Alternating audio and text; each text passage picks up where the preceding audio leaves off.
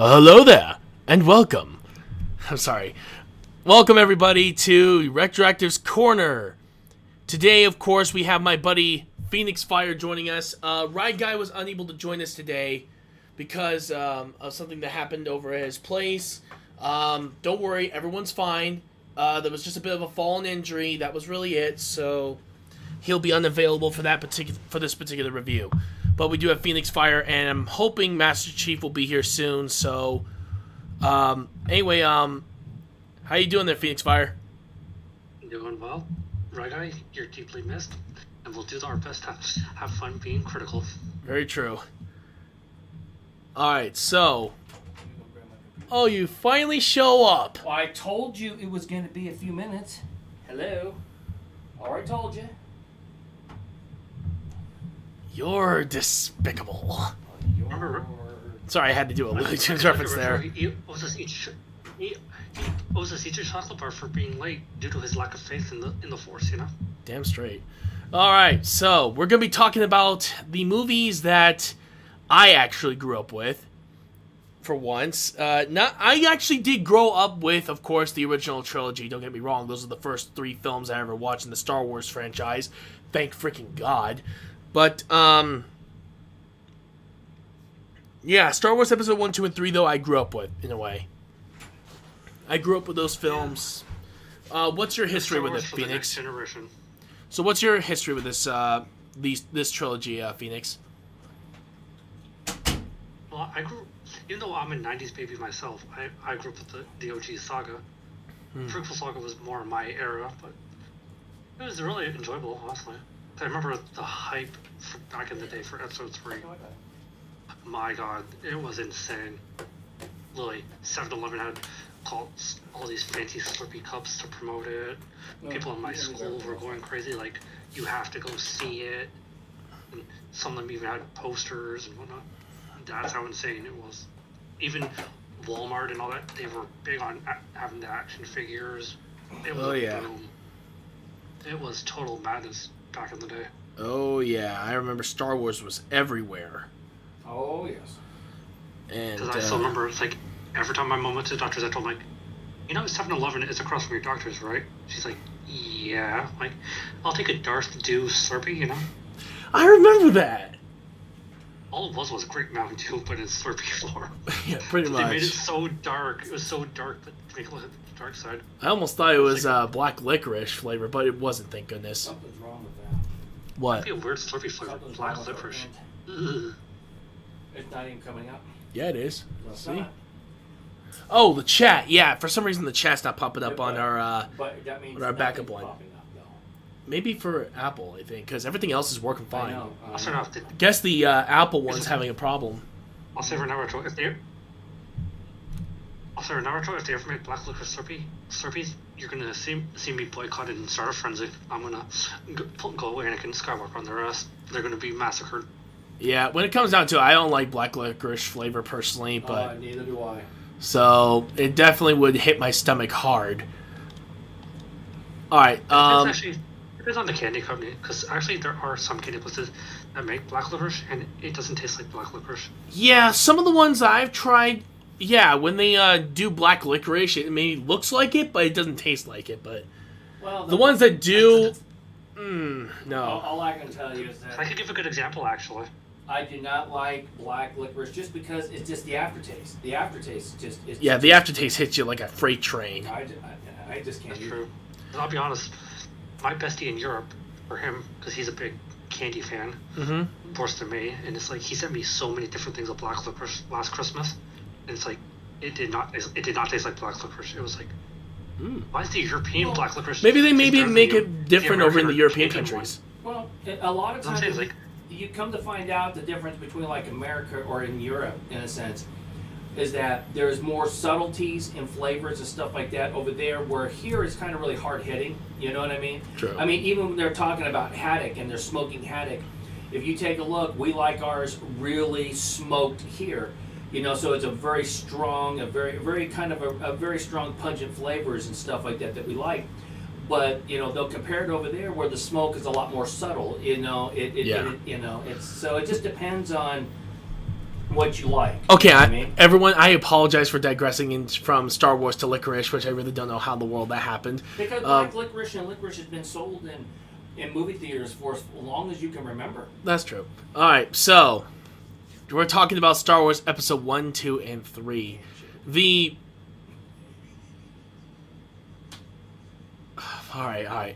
Before we get into the review, I do have to announce, yes, Disney Plus has just released Chip and Dale Rescue Rangers the movie yesterday. And I am planning on doing a review of that movie sometime in the future.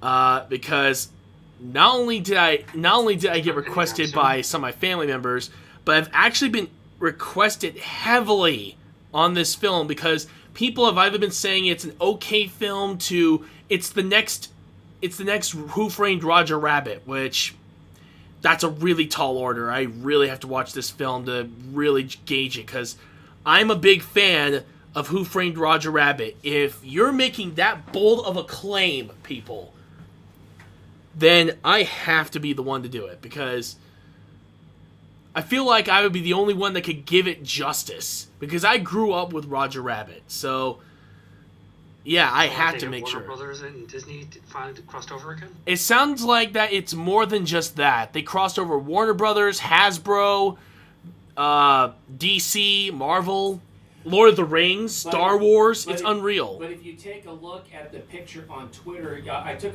a look at the picture at Twitter yesterday. Oh, yeah, they did a spoof of Smash Brothers called the Disney Afternoon Fighters, right? Yes. But the Which, thing honestly, is, why don't they?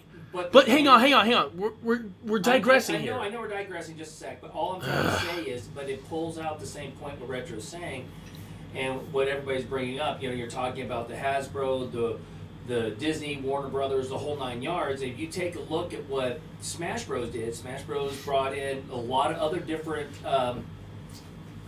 for one console or another, so it made sense. You know? Yeah.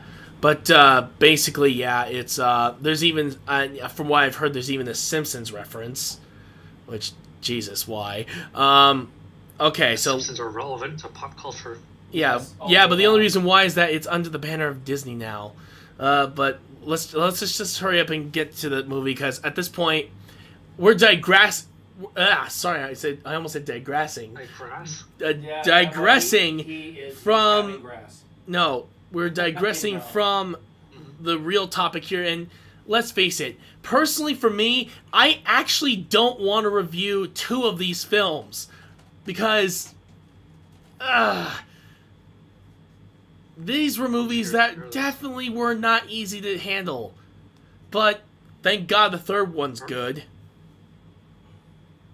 Aren't some movies like that, though? There's always going to be that one in the franchise that tarnishes a reputation that they have. Lord of the Rings is an exception. All their films were good. Even the Hobbit trilogy was pretty good for what it was worth, and was very faithful to the original story. That's an example of one of them. But yeah, most maybe 95% of the time, there's usually one bad film in the franchise. I think a lot of times too, when you start taking a look at, like, we're going to be going through episode 1 here very shortly, but the point was, it was when it first came out, it was 25 years. So a lot of us that watched it when we were 8, 9 years old, was like, okay, our kids, we're going to see it and stuff. And, you know, there was Jar Jar, you know, at first we didn't really think too much about it because it was just part of a character that gave proper comic relief. But then again, after a while, and as I said, and I also kind of blamed the whole George Lucas merchandise selling machine to kind of go up there and destroy that character pretty damn quick. Okay, hold on. I'm trying to think. Yeah, 1999 was when this movie came out. Yeah. So that was when I was 6 years old. Yep. All right. Yeah, that's going back a ways. I was 10. All right, so let's get started, folks. Well, you guys are old. Yes, we are. Chief, I take According to these Zoomers out there, yeah, we're old. I don't really care though. Age comes wisdom, my friends, and we have it above you Zoomers any day. I'm kidding. Either way, though, I take pride in my gray hair. If you don't like it, lump it. I'm proud of it. Hell, if I ever get gray hair, then I can make it some sort of I don't know. I'll figure something out. If I have a midlife crisis, I'll just dye it pink. Yeah, you're bald. I'm bald, but You but choose when I that, do- though. But when I go up there and show my gray hair, it's gray, Mm-hmm. and it's gray really well, really well, I might add. So Mm-hmm. All right, so now let's stop digressing here and let's just get straight to the movies because I know it's gonna be a struggle for some of us. yeah, YouTube. I'm gonna go You can right do to it. Okay, seriously, come on. All right, what do you guys predict your scores are gonna be for episode 1? I'll let Phoenix I'd start. say 40. 40.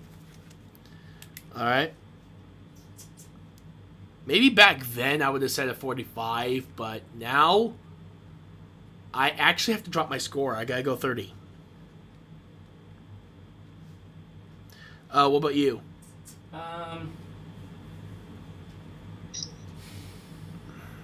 38. 38. All right, we're getting into this film. If you guys don't know how this works, I'll reiterate. Basically, it is score from 0 to 50. Each category has 10 points to each of them. And of course, we scale it from a scale of 1 to 10, how good or bad the category is, and how the film or video game does. When it comes to film, we do story, characters, music, design, and atmosphere. Atmosphere is the only one that changes when we do video games from atmosphere to gameplay. Because, again, gameplay is essential to video games. It makes sense. So, that's the reason why. So, let's get on with story. And, okay. I actually didn't mind the story that much. Though, it was definitely interesting. Back when I was a kid, I loved the story. It was fantastic. But now, looking at it through the lens of an adult, man, George was really banking on Jar Jar. But man, it did not work. What's up? No, just keep going. Just keep going. Twitch being a pain? Well, it's not. I'll have to get back to it. Okay, go ahead. What about you, Phoenix Fire? Oh, hold on a second. Somebody's on. No. King Rhythm. Listen.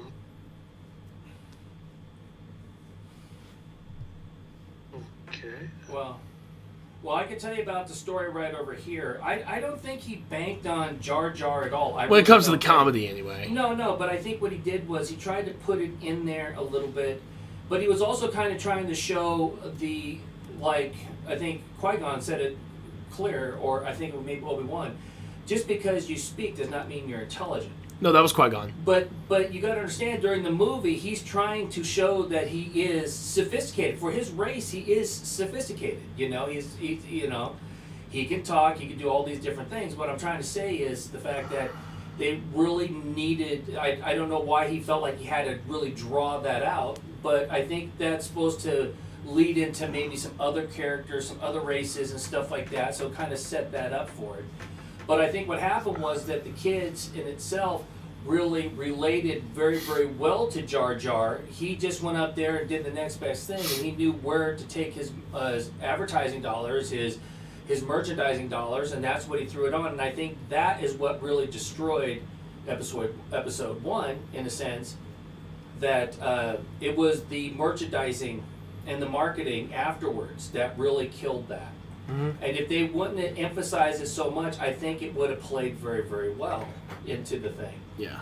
You know, I think the only thing that I had a problem with the story was it would have been nice to see Qui-Gon into 2 and kind of broke up like the whole Obi-Wan in episode 4, because they never brought Qui-Gon back, you know, and any of the others. They brought up his name, but they never brought him back, you know, at any type of commune or whatever. You know They what I mean? did. Not Episode really. 3, Well, and then episode 9. yeah, but you know what I mean. But I mean, let's they go on to should've- Phoenix Fire. Okay, go ahead, Phoenix. So Phoenix, what about you? What do you think of the story of the first film? I think it was interesting somewhat. Yes, like she said, for products and all that. That's what pretty much capitalized the movie and got its attention. But also at the same time, it's like if George Lucas reintroducing Star Wars to a whole new era of fans that never even heard of it. Because how many people actually heard of Star Wars from their parents or whatnot back then? Probably not many. And so when they first see the commercial or something to do with Episode 1, it's like, hey, this is a cool movie. I can't wait to go see this. Leading their interest in wanting to probably learn more from their parents. Like, do you know anything about this movie series or this movie? And with them being inquisitive, they were really excited to learn. When it comes down to it, the story itself, like I said, is interesting, like Phoenix Fire said, and it is mainly and it is Anakin's story. It's basically him. But however, strange enough, it's also Obi-Wan's story. What has we start with Obi-Wan right at the beginning of the story, and then right halfway into it, we get to see Anakin's origin story. Now, here's the thing. I actually know a lot of people who didn't like Child Anakin. Personally, I thought he was fine. But we'll talk about characters in a little bit. But suffice it to say, though, this story, I still think... said one of the best product placements for Episode 1 would have to be one of the posters for the movie. That is true. The poster for the film was fantastic. But especially how it was Anakin as a kid, and then you see the shadow, like the shadow of Darth Vader right behind him, which is it's just true. But once we get the characters, I'm going to tell you. We'll get into that.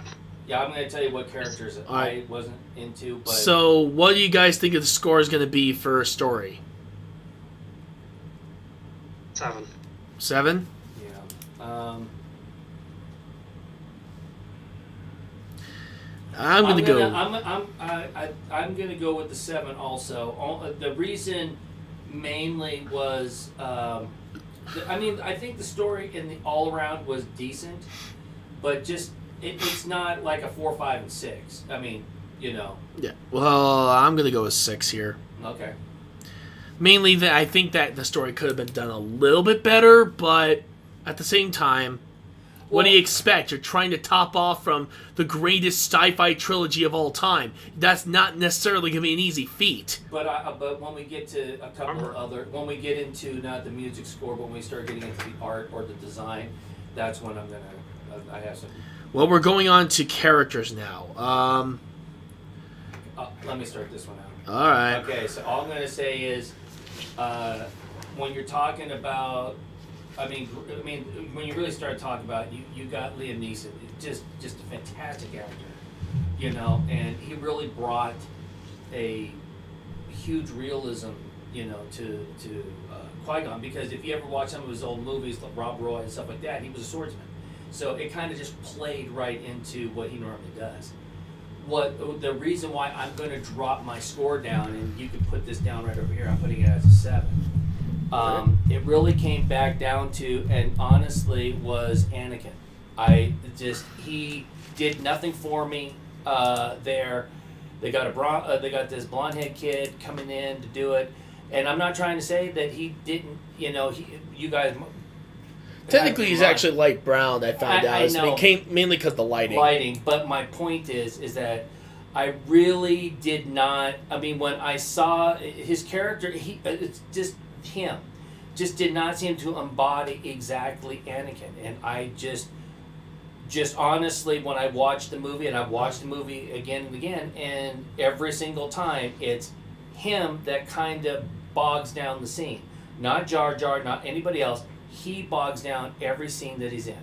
Wow. I said if I'm gonna give it a 7 for characters. Actually, it's a 7 for characters. Wow. Yeah. Okay, Phoenix Fire, your turn. What do you think of the characters of this film? Well, some of them are really interesting. Like, we got to see some new alien races. Yeah. And all that. We got an introduction to that. It was a nice little takey, as you say, for the characters. Like, yeah, but I mean, Child Anakin, like, sometimes there were cringe moments, like. Yes. Like, really? Or like when he blew up, when they blew up the spaceship up there, and he's like, woo, like that, and I'm just like going, oh my God, you could have cut that out. You could have just cut that out, and that would have been fine. When I see actually, you saying about that scene, that actually makes me think of episode 4 when Luke blew up the Death Star. Like, were they really trying to do a parallel to that for some reason? Yeah. Which kind of Come makes on. sense, though, because he did the same thing. Yet no one bitches about that. No, but that's not the point. The point is that it's like when I don't know. I didn't like it. Okay, it didn't matter. You had other people do other things, but but when it's Will you like, let Phoenix Oh, go Fire ahead. talk? Yeah, I will. Calm down. Good lord. For the love of Pete! Alright, continue, my friend. It's like, for things for Anakin too, it's like, okay, we get it. Obi-Wan once said that Anakin was one of the greatest star pilots in the galaxy. Like, really? For him as a kid, wow, he blew up a spaceship. That makes him one of the greatest things in the galaxy? Like, really? If you get my drift? Yeah. Well, I think that also kind of led to the fact that Qui-Gon went up there and asked him the question about pod racing, because no human could pod race. And so he asked the question, he goes, can you see something happen before it happens? You know what I mean? And he goes, yes, because you have to have lightning, quick reflexes and stuff like that. So that's what got Qui-Gon on the fact that the kid might possess, Jedi powers. And I think that was good, and I think maybe that's what Obi-Wan was maybe trying to do. Mm-hmm. But all right. I don't know. Okay. And also, too, Yeah? it makes you think, too, like, for the Jedi, like, the way Obi-Wan describes them in the original saga, like, you got this high opinion of what they were, and then when they were reintroduced into, well, I guess you could say reintroduced into episode 1, it's like, how they were all so high and mighty, and nothing really pretty much pompous asses. Like, unfortunately, that actually does coincide with some of the stories from the expanded universe. How the Jedi were very much in the political game, and they were talking about this in the expanded universe. So that definitely says you just something. wanted to go get the Jedi smacks. Oh, trust me, I would love to punch the living daylights out of all of them personally, but we'll get into that in a minute. But first, I'm going to talk about. But what's your score on characters? 7. 7? Okay. Okay.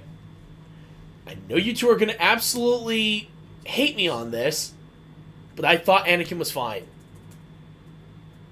I didn't, and here's the thing. Kids are cringeworthy. You just have to deal with it. I know. I was a kid once. I had cringeworthy moments myself. It's just that we all have were to deal all with. kids once, and we all had cringeworthy, but you're not on screen. Yeah, but You're not on screen. here's the thing, though, and I'm straight up gonna be serious with you. I bet any one of you would be screaming your lungs out if you blew up a freaking spaceship from the inside. Well, not really. The way I got all weak stomach. Maybe I'm just a sci-fi fan or something. I don't know. No. And you guys aren't. No. Oh, please. I was a sci-fi fan before you were even born, even thought of, even any of these other parts over here. Dark and personal. I'm just saying. I was young once too, Still, you want to know what my real problem was? And originally, I didn't mind the character. Now that I've gotten older, I'm starting to see why so many people hate this character, Jar Jar. And I completely understand where they're coming from here. Because, here's the thing. His jokes are... basically, he is the comedy relief of the team. And he's a really bad one. Usually you have those comedy relief characters like in the aforementioned Chip and Dale's cartoon series. That's one of them. There's always Darkwing Duck with Launchpad. So yeah, if it's done well, then a comedy relief is always necessary. But done wrong, it completely destroys a film's intentions.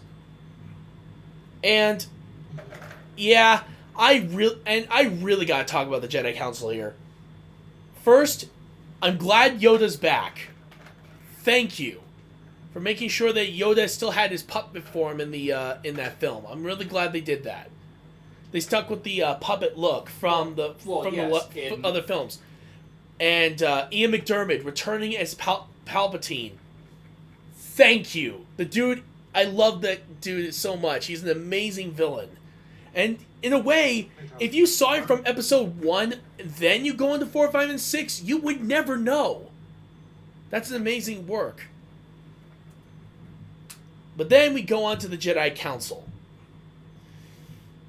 Oh, wow. I can't believe I even had any sympathy for these guys. They were boring as hell. And here's the thing. I'm still going to love Samuel L. Jackson. He's amazing. But he felt way too out of place. Because you see him from Pulp Fiction. Do you really expect him to work so well in Star Wars? Pulling off this serious act routine? I don't know. It threw me off. Some actors are versatile. But I will tell you one thing that I really like. I'm not going to say he's bad, though. Hold on. I'm not going to say he's bad, though. He actually pulls it off very well. It's just that it felt awkward for me, though. Yeah. But that's only because I've seen him in so many where he's over the top, crazy, and funny. The one thing about what I really liked about, because he was so serious, if you ever watched The Negotiator. Oh, yeah, of course. You know, he brings that really intenseness that you have to have. And I think that if he did not bring that really high level of intenseness to that council right there, I think the council would have actually been even drawn more out. You had Yoda, which was really kind of the one person that you can always rely on. But I really think that Mace and the way Samuel L. Jackson did it this time, it was that intense feeling that he really presented. It was that aura that made it work. That's what I thought. That's just my breakdown. But, I actually did watch The Negotiator after Star Wars Episode 1. Well, Negotiator which came out in... You having a hard time there? Yes, I am. I'll look it up. Yeah, please.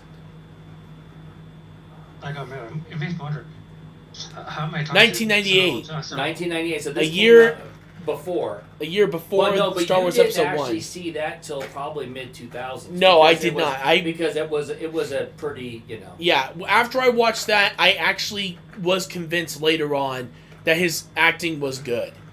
And not to mention, he portrayed Mace Windu pretty damn well, all things considered. It makes me wonder how many F-bombs did Samuel L. Jackson let loose on the Star Wars franchise? None. It's like, how bad did he really want it to see? Well, Oh, I would not be surprised if he wanted to just throw an F-bomb there. Oh, heck yeah. And the funny, and the part is that they were talking about, I just read something last night about the colors, right? And he wanted his to be different, so he picked purple. But they also defined purple as a person that can actually master dark and light. And so I thought Revan was the same way. Yes, but he had the purple lightsaber at the end, and I really like that. But there's only been one person that's hold the black saber. But we can talk about that. We'll talk about that some other time, guys. Because trust me, if we go into lore, it would take us all day. So, oh yeah, so if I were to give a rating, I would definitely say, yeah, for me, I'm actually going to give the score for characters an 8. Like I said, I am being very lenient towards some of the characters that you guys complained about, and yet ones you didn't complain about, I addressed. And yes, if I'm going to talk about Padme, she did a really good job. Honestly, not bad for what it was worth. Honestly, I also like that she isn't a damsel in distress. She's kick-ass. She will shoot you and ask questions later.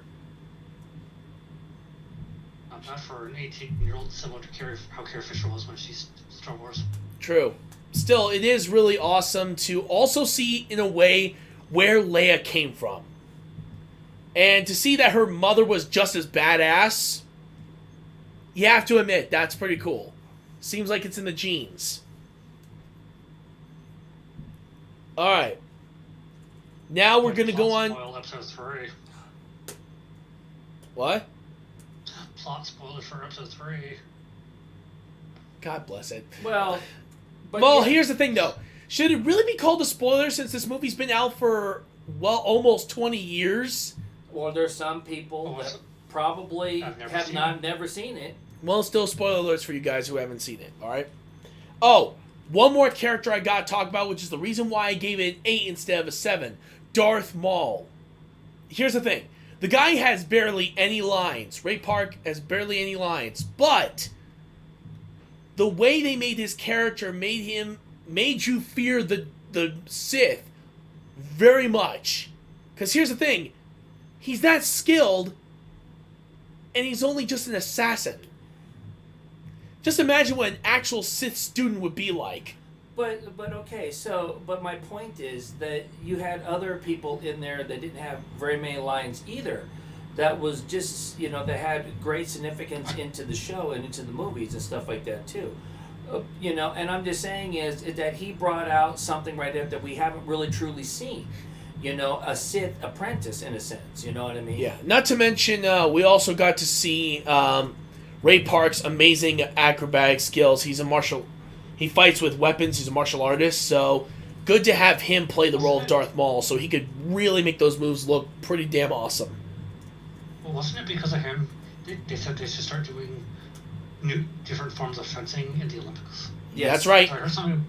It was because then they were going to adapt different forms of fencing into the sport. Actually, according to what I've heard, France has now made lightsaber combat an actual sport. In France. France has the right idea. USA, get on it. Seriously. Good luck with that. Think about it. Wouldn't it be awesome to learn lightsaber combat and actually perform that in the Olympics? That'd be amazing as hell. But I guess the thing is, it would be really nice. You could still use the seven codas of, or the 7 mastering skills of each one. So each one will go in there if you're of number 4 or you're number 3, or 2 or 7. Yeah, and they're applicable to actual sword combat martial arts, so it could actually work out. You don't need force powers to learn those skills. Well, not all Jedi. Remember, not all Jedis are warriors. That's true. All right, let's take a look at music. I'm sorry, it's always going to be a 10 because when you got John Williams and the fun, the god that he is, and you can't. There's nothing. I can't think of anything that out of all the movies, the one thing all the way to 9. I have to say the one thing that's always been consistent is the music. I don't think I can ever give less than a 10. What about you, Phoenix? Of course, 10, obviously. It's Yeah. The only, and I am going to mention it. What? What's that? You could ask a stupid question like, really? That's crazy. Yeah, but I am going to address at least a couple. One is that they do use Luke's theme for Anakin. I actually am very glad they did that for him. Oh, I that was a really good choice. The other is, of course, in my personal opinion, the greatest dueling song of all time, Duel of Fates. Yes. Especially when they show it with Maul. Yes. What a great introduction to one of the best villains in the Star Wars franchise, and not only to one of the best lightsaber duels of the prequels. One of them, anyway. The others are, of course, on Episode 3, which we'll talk about soon. And it reintroduced the Empire's theme, too. It did. Because Episode 4 didn't have the Imperial March, and it's been a long time since we heard it. Oh, I know. Oh, yeah. I know. But the Imperial March really is a Lord Vader thing. You know what I mean?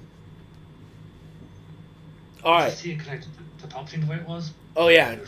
How they connected to Palpatine, that was a really smart idea. That was a very smart idea. Yes. Yeah, because actually, I agree. I actually did this.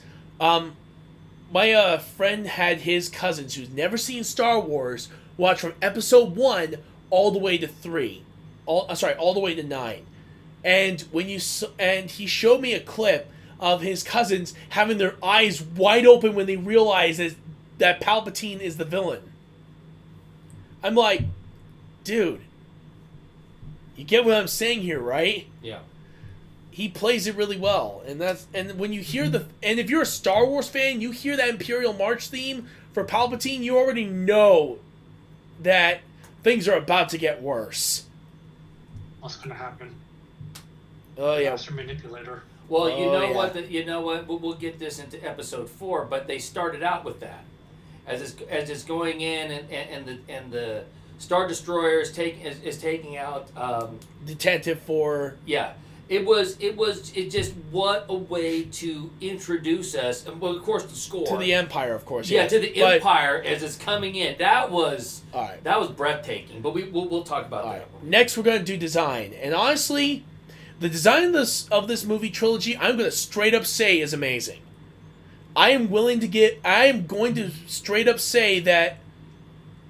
Yeah, there were a couple of changes that I believe were unnecessary, but other than that, though, it's really good CG, really good use of CG. Because here's the thing, CG back then was usually used for explosions, disaster films, all that stuff. Yeah. So to see George Lucas create these amazing worlds with CG is amazing beyond any shadow of a doubt. And I can't give anything less than a 9.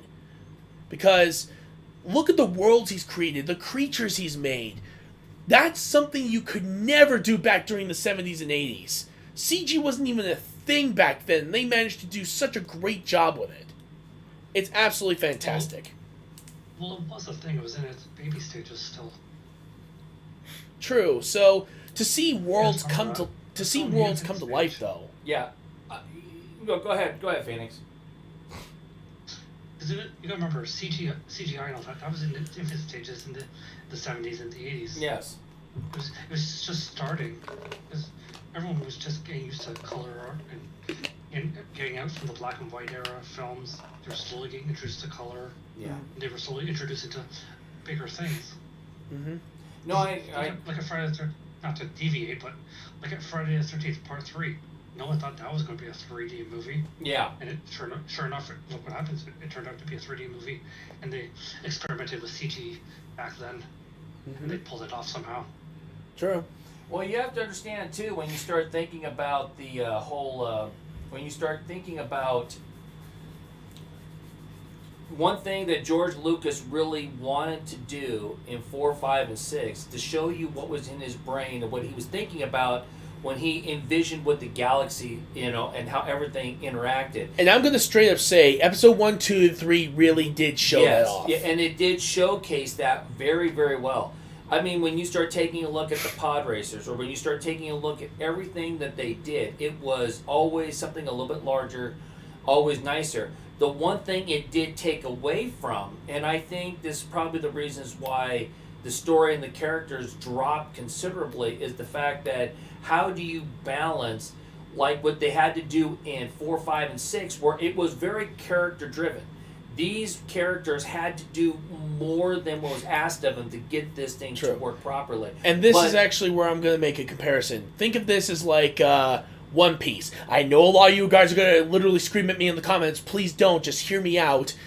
But the reason why I'm saying is that One Piece is known for world building. I believe that episode 1 is the world building episode. Really expanding on the galaxy itself as a whole. At least that's just my opinion. I think one of the cool things, too, for we say is the way they really used as much that they could for the CG effects was for the first time we finally got to see Coruscant. And because we always heard about it, and it's like we actually finally get to see this massive thing that Leia once talked about. That was the heart of democracy. Yes. Mm-hmm. Well, and if you looked at the CG part of it too, was like I said, there was a difference. This one here, he was using the CG to be the character, which I think that, I mean, when you start to think about it, yes, as a CG as a character, it worked very, very well and stuff like that too. So, but if you start taking a look at the design of it, and stuff, he really brought in the worlds and brought in the thoughts that made, the Gundam world, and then having them come out and fight, and then how they were taking on the droids and everything else. It really was all inspiring. So for me, that's a 10. All right. That's a 10 right there. I have to give it a 10. What about you, Phoenix Fire? It really told the story. What was that? It really told you the story. Yeah, it did. It really was. Made you feel good. And then I'm gonna have to boost up my characters to an 8. I'll say 9. The reason why was because if you thought of it as a character, you know, then a couple of the CG is a little bit off-putting, but they're like minor nitpicks, honestly. But when you're talking about overall, yeah, yes. overall, yeah. Yeah, no, I agree. There was a couple of them in there that didn't really need to be there. No, More like it was just they kind of messed up on it a little bit. It could have worked, but didn't necessarily work out the way they hoped. I'm giving mine a 9. Yeah, right. and I'm sticking with an 8 on this particular. 10, you said. No, on characters is an 8. Oh, right. All right, here we go. We're going to go on the last one, and then we're going to go on to episode 2. Yes. In my personal opinion, the absolute worst. And yeah, that's saying a lot, Atmosphere. considering that I actually preferred Last Jedi over that film. That's saying a lot, people. But here we go. Atmosphere. I have to admit, this is where, like I said, the music, the design, and I died. I went to Davy Jones's locker. son of a bitch. Son of a bitch, I know. Yeah, but basically, Oh, music. hey, cool guy, how you doing? How you doing, cool guy? But yeah, music, design, absolutely fantastic. Even the characters. But then we get to the story, and the way that it was done, unfortunately, ruins the atmosphere for me. So, if you guys want me to be perfectly honest about the atmosphere, I gotta give it a 5. Like, some parts are amazing. They set the tone perfectly. But then others don't work out as well as you think. And it just ruins it. Like, any scene with Jar Jar is off-putting. Literally ruins the scene in some of those moments. But then we get some moments like Darth Maul with the Duel of Fates, in the final battle with Obi-Wan and Qui-Gon, trying to take on this dual-wielding lightsaber Sith Lord. That is awesome. Heck, the introduction of how Obi-Wan and Qui-Gon go into the Trade Federation ship. Yeah. You actually feel the tension in the air, wondering if things are going to go south or if it might just go well for them. And of course, the introduction with Palpatine and Queen Amidala. You feel the dread that's going in there. But then we get the scenes with Jar Jar, which absolutely make me want to rip his head off his shoulders. So yeah, I'm sorry. I got to go with a 5. What about you guys? Okay. We'll start with you, Phoenix. Well, I'll give it about a 7. I'm not going to be cold as 5. I'll give it a 7. 7? Why is that? Well, yes, Jar Jar was annoying as heck, but you can't blame the actor for that. Oh no, I'm not blaming the actor. I'm blaming the writers. That's just getting into it. Like, you can't blame the actor for playing the character. He was just reading his lines and doing what he was told as an actor. So it's not his fault that the character was crap. Oh yeah, like I said, I'm not blaming the actor. The actor at least did something with him, but I'm blaming the writers overall. I'm actually going and what I'm actually doing is I'm trying to take out all of the stuff that happened after. What I'm doing is I'm taking a look at the film as when I first watched it. And I'm trying to be as objective as I can without being subjective about it. Okay, so when I look at it and I see Jar Jar and I see that, I don't necessarily see it as it's been 20 years after the fact. Okay, you know what I mean? So when I'm looking at it from when I went to the movies, took retro here for the very first time, you know, you could go up and you're looking at it and you're saying to yourself, okay, really, I thought Jar Jar was fine in a sense that when you watch it for the first time, everything seemed to click. As I said, it got worse later because of merchandising and stuff like that, which actually takes away from what the person was doing anyway. So what would you give the score? Well, for atmosphere and stuff like that, you know, I'm probably going to shoot I'm gonna give it an 8, and the reason why I'm giving it an 8, I'm going back to Anakin's character. It is the only thing that if I look at that whole movie, and when I was there, I cringed so many times that I'm going back to what it is. He just did nothing for me. That character took away from so many other aspects of it. I'm sorry. It's not that I don't have anything against the kid. I just don't have anything. It's just I don't think that he did well as a job. There was just something about him that just I could not really get myself into. So just remembering that moment in time, even back then, and it's still the same thing when I watch it. It's just cringeworthy the whole way through. So I give it an 8. All right. Here's what we got for our scores. Mine was 30. Now it's risen to 38, which I'm not surprised about. Yeah, I'm not surprised either. Phoenix Fire matched his score. There you go. Mine's higher. Yep, 40 to 40. Yours risen. I know. To 43. Yeah, I knew that. All right. Star Wars Episode 2, Attack of the Clones. I hate this film so much. Almost as much as the Disney sequel trilogy. But I am going to be nice, and I am going to at least try to give it a fair shot instead of me literally harping and hating on it for the rest of this damn review. So, if I'm going to be objective here instead of subjective, instead of going for, just my own personal preferences and just go with how the movie did overall,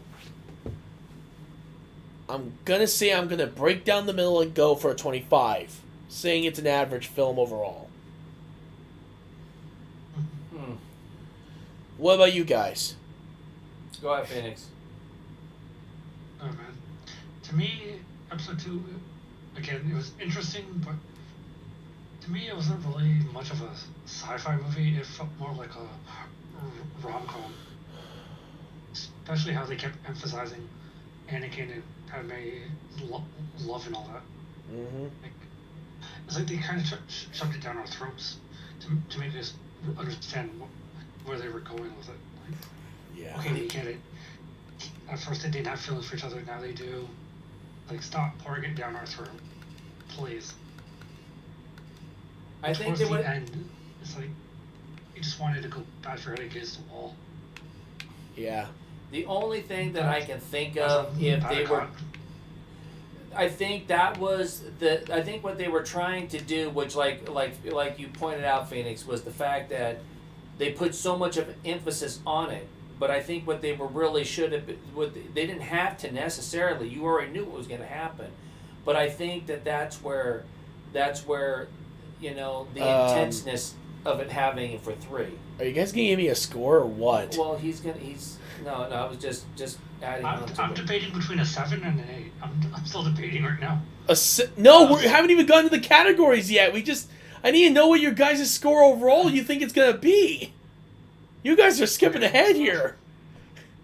We're trying to... I guess what we're trying to do is we're trying to figure... I'm Jesus. going to go with kill me. Probably a 32. 32? Yeah. Seriously. Darth Vader, if you really are alive, come over here and force choke me to death.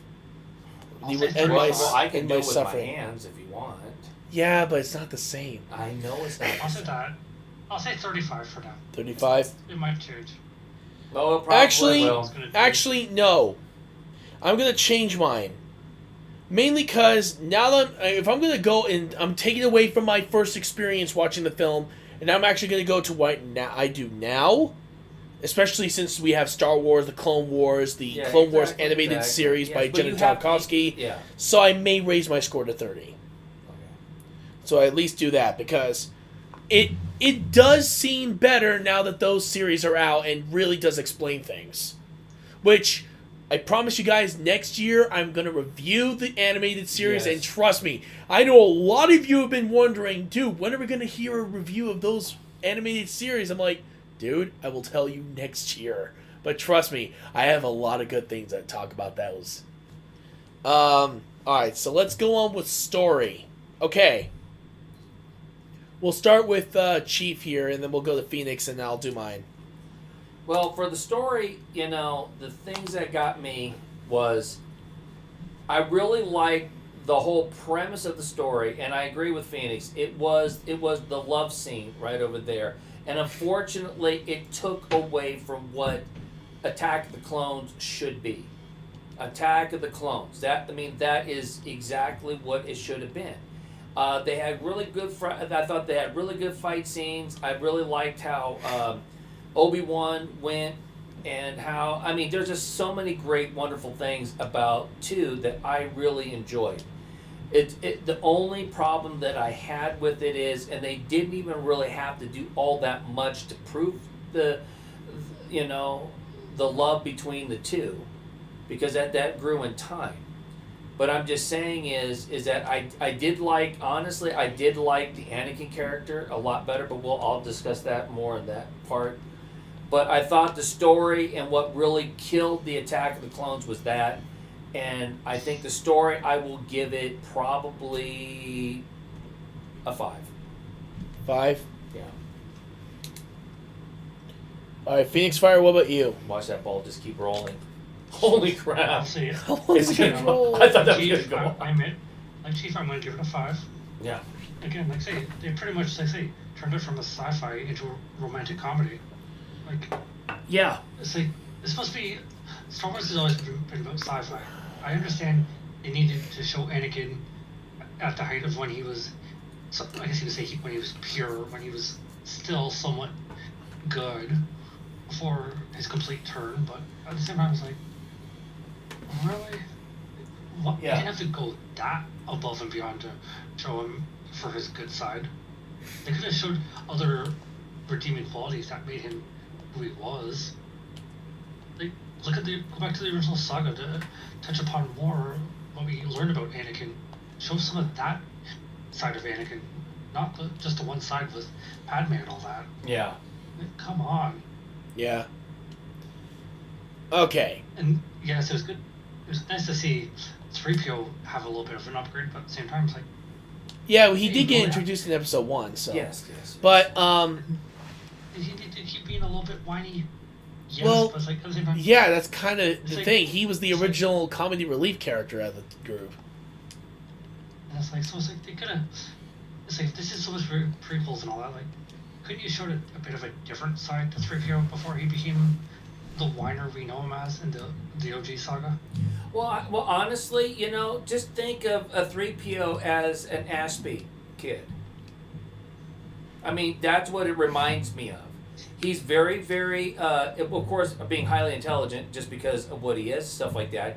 He understood protocols, but then again, he had to understand protocols through programming, through logic and statistical, data. Just basically that's how it is. And a lot of autistic, higher functioning autistics would really relate to 3PO. You know what I mean? So I really think, and I don't know if that was what truly was happening, but it would be a happy accident if it was. You know what I mean? Yeah. But that's how I viewed 3PO. All right, if I'm gonna finally give my 2 cents, okay. Please do. Okay.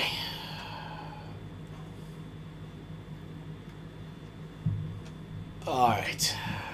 Okay. Retro.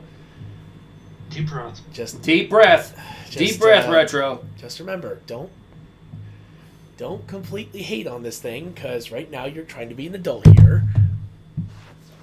Chief, get a glass of water for Retro just in case. Okay. All right, here we go. I honestly, okay, yeah. If you're gonna go for the grand scheme of things, this is Anakin's story, and I'm not entirely saying it. These guys are right. It is a total rom-com, which is total freaking bullshit. But I am going to make at least a few good points here. First of all, is Shmi's death scene. Not only was it a very tragic scene, and I loved it, but it also introduced to Anakin's introduction into the dark side. Him unleashing it. And hell, if you even read the novels, he did far worse than what he did in the film. Hell, he used Force Fire, a dark side ability, to burn the Tusken Raider children alive. And that was basically done off screen. Wrap your head around that. Star Wars just got dark on us. Well, Star Wars has always been dark. Oh yeah, I know that, but I mean like a little bit worse than anything the Empire Strikes Back has ever done. No, but what it needed to show you how you have to transform from a person that is good, that understood good and stuff like that, and transform itself into the ultimate evil. But and I think sometimes you got to have something so overly dramatic that you need that, to traumatize. Next, of course, is what? They should have actually shown some of just besides the slaughter of the Tuscans. They actually should have showed us Anakin's real dark side. True. Well, I think sometimes no, but I think you got to go back. No. It's more like I really want. You've already had your points, guys. Come on. Well, no, but what I mean is, what I'm trying to say is, go back to Alfred Hitchcock. He did not necessarily need to show you everything. Oh yeah, he was a master of subtlety. Yes, he. Oh, good God, yes. He was a master of subtlety for a reason. The dude absolutely will bring up the tension when it needs to. But like I said, I love scenes like that where it actually shows him going down the dark side. Yes. Second is, of course, the introduction of the Clone Army. Like, seriously, we did hear about the Clone Wars in the original films, so, yeah. That was definitely an interesting twist. I didn't expect us to actually see the Grand Army of the Republic for the very first time. Of course, the Geonosian fight in the stadium, as well as the large-scale Battle of Geonosis, freaking amazing. Yes. No, I agree.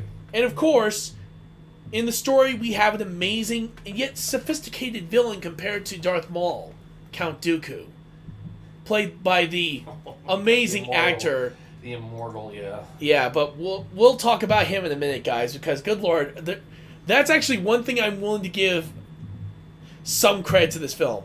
Yes, some scenes are extremely rom-com, but surprisingly, after watching it again, it's not as much as I thought. Which is the reason why I'm having to hold back my inner rage. Because when do they usually show those particular scenes? Like maybe a large portion of a good portion of the first half, and maybe a couple of scenes here and there, and that's really it. I'm like, why did I bitch about this before? Because I'm now seeing it from a adult's perspective instead of what it was when I was a kid. He surprisingly didn't do that much. He only showed it only a little bit at a time. Except for, like I said, a good portion of the first half. But I also like the introduction of the Clone Army. I like how they actually introduced them as actually a manufactured army made by another Jedi, which honestly was pretty interesting to say the least. And not to mention, I do like that Padme isn't a damsel in distress. Because when she's captured, she is the first one to react to get the heck out of there and fight back. Well, awesome job for them to do that for her. She stuck to her original guns from the first movie. Well done on that. The Jedi, like I said, all of them are done very well.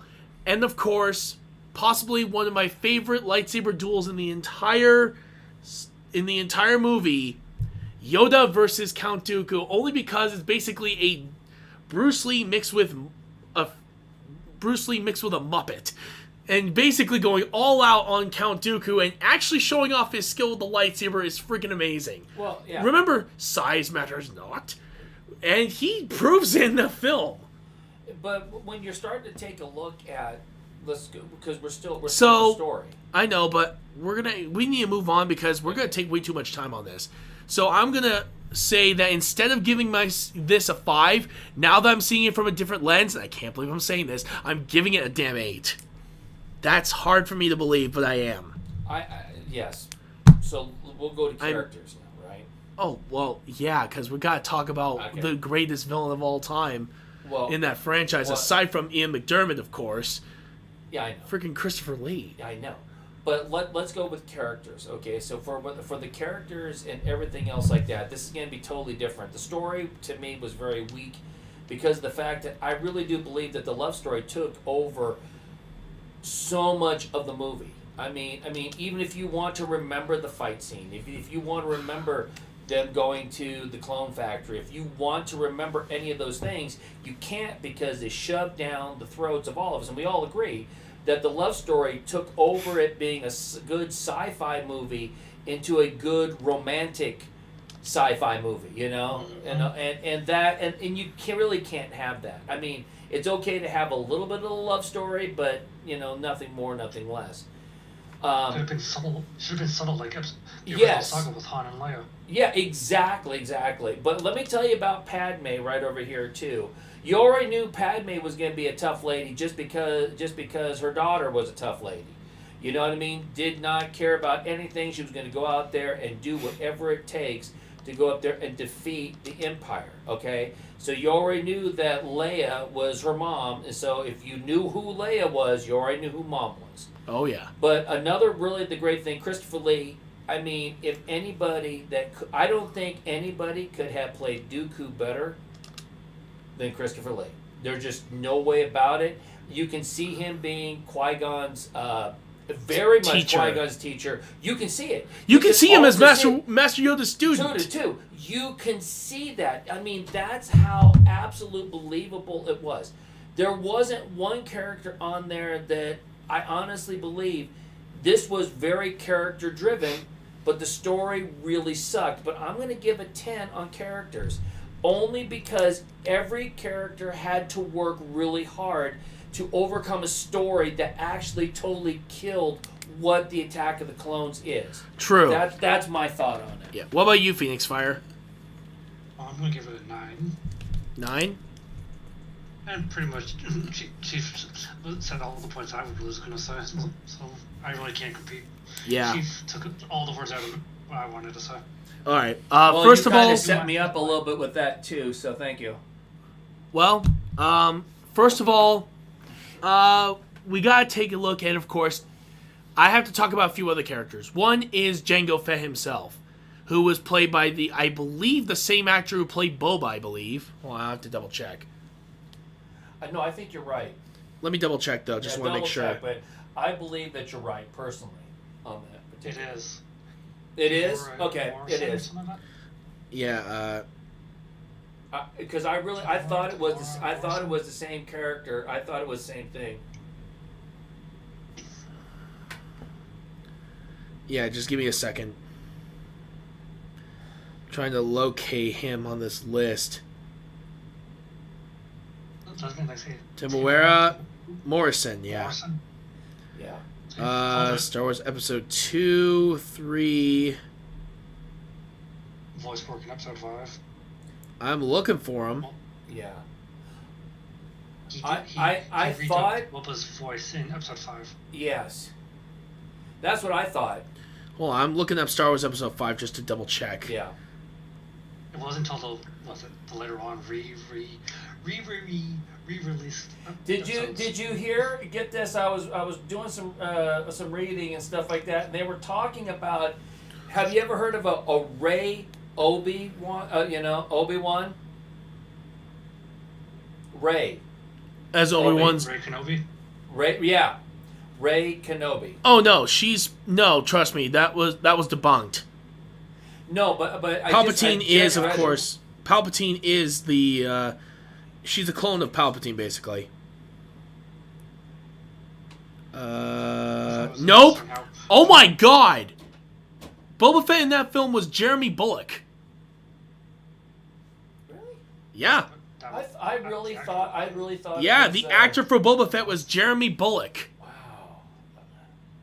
Okay, so that threw me. Passed off. away in 2020. Oh, that sucks. Damn, that sucks. Hang on a second.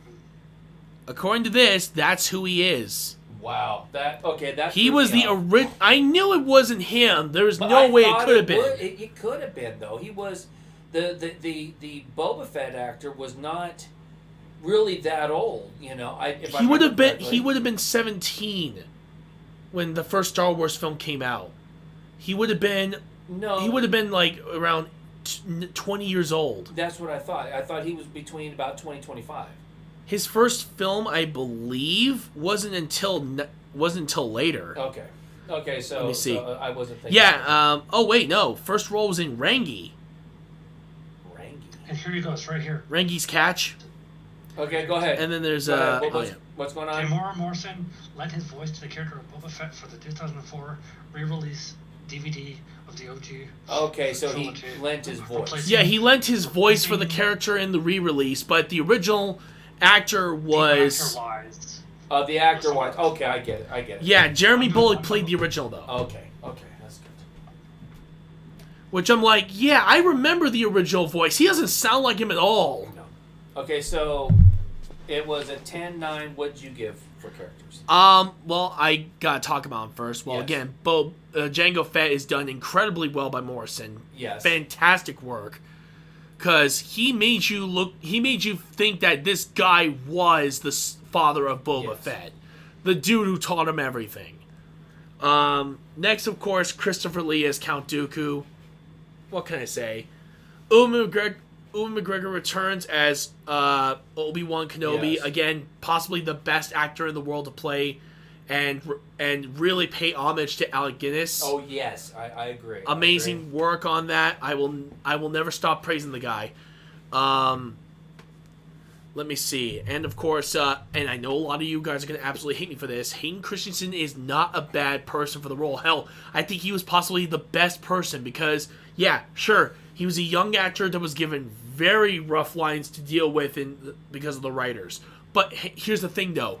You see his expressions, and I'll talk about it in episode 3 as well. The expressions when he wants to show you fear, he will make you feel fear just by the glare he will give you. Like I said, Shmi died. You see the absolute rage this kid has within himself to just destroy all these sand people, no problem.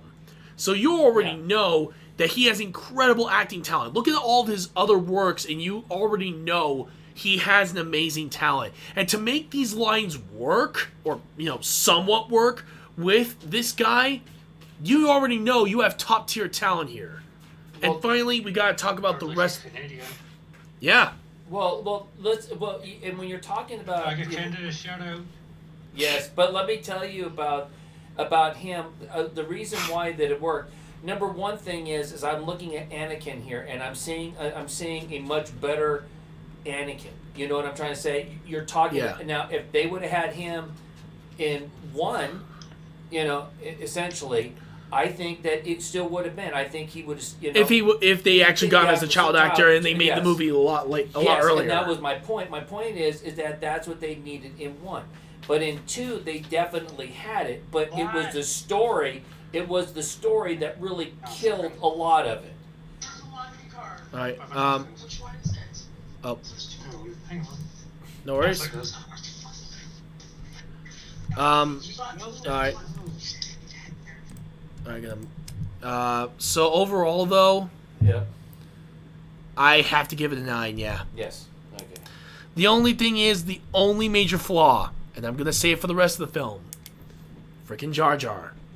The only reason why is because now I hate him even more because of what he did to set everything in motion. That little son of a bitch. Well, he really believed in the power of the Senate, and I really believe that he believed in his heart of hearts that he was doing the right thing. I think a lot of people believed that they were doing the right thing. I don't think anybody was wrong. It just took somebody to say, let's do it. Yeah. That's what it came down to. I really believe this time because they gave Jar Jar very, very limited screen time. It definitely dropped a lot of the comedic tones for once and really made it feel like a little bit more like the Star Wars films that we come to know Well, and just love. like with Obi-Wan when he jumped in on and says, "Oh, hello there," and stuff Oh yeah, like we'll that. talk about But that later. But what I'm saying, you know what All I'm right. saying. I mean, I got compassion for Jar Jar in this one because Yeah. That is true. He did kind of get kind of got- strung along by Palpatine in this comedy- case. his comedic timing was cut back, yes, but he didn't realize he was being manipulated by Palpatine. Exactly. He was trying to manipulate Padme, but it wasn't quite going as how he Well, wanted. Padme's not going to Hence be why manipulated. that's why he kept trying to assassinate her. Yep. Yeah. That's why when she had to go into hiding and Jar Jar took over as senator, you kind of have the compassion because he got manipulated. Yeah.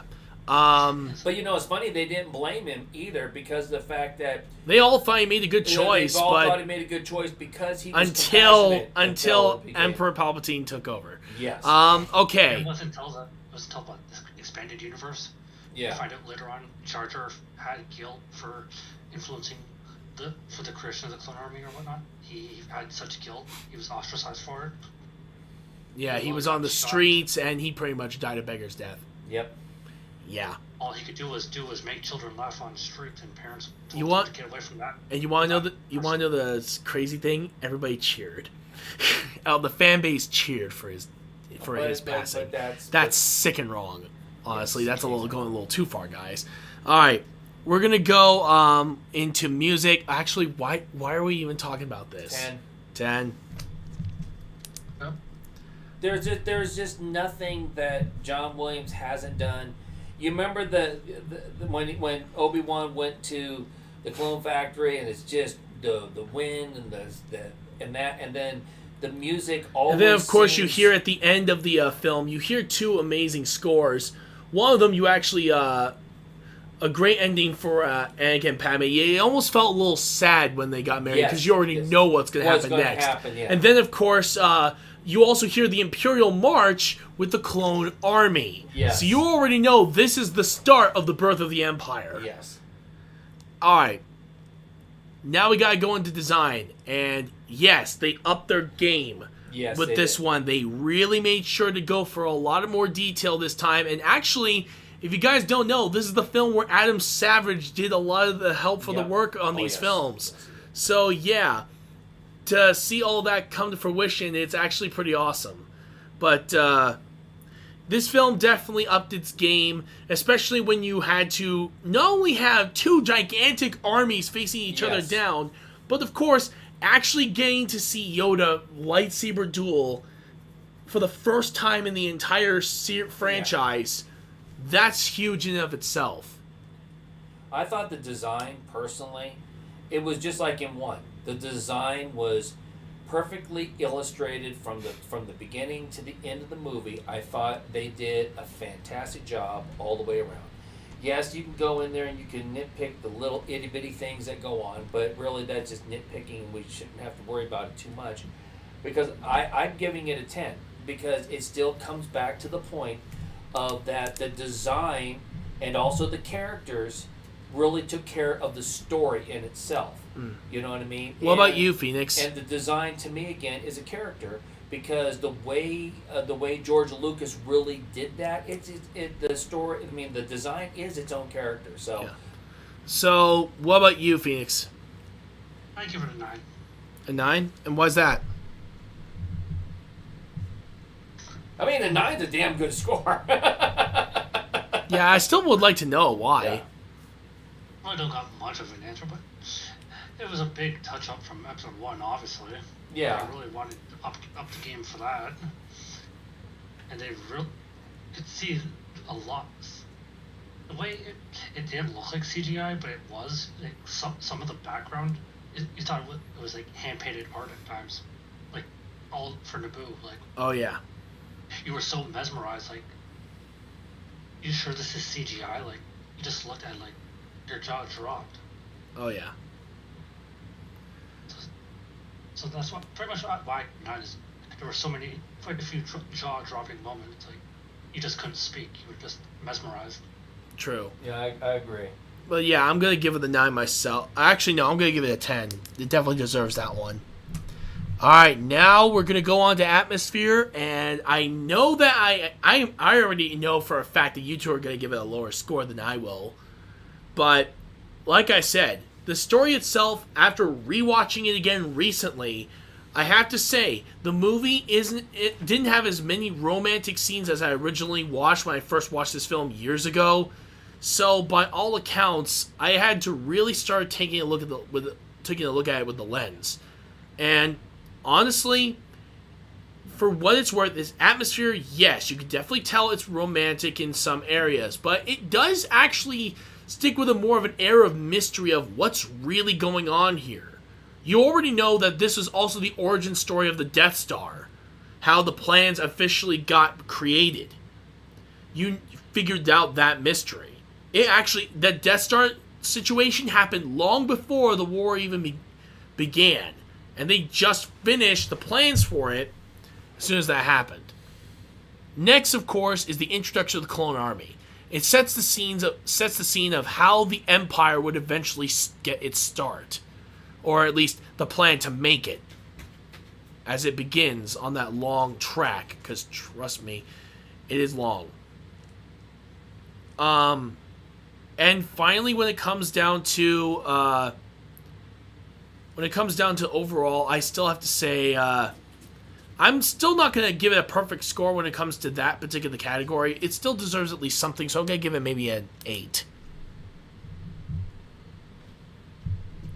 Oh, and also, I wanted to mention one more thing about design. All those clone troopers were CGI. All of them were. There was no live action. They just did full CGI for every clone trooper and vehicle there was. And battle droid. It was pretty impressive. Alright, so next we'll go to Matt Chief here. Okay, for honestly, when it comes to atmosphere, I'm going with a 7. Now, I'll tell you the reasons why I'm going with 7 on this particular, okay, for atmosphere. The story was, when you have to kind of balance it out a little bit too. The characters made it more. Of course, the music. The music's always going to be music, and the design.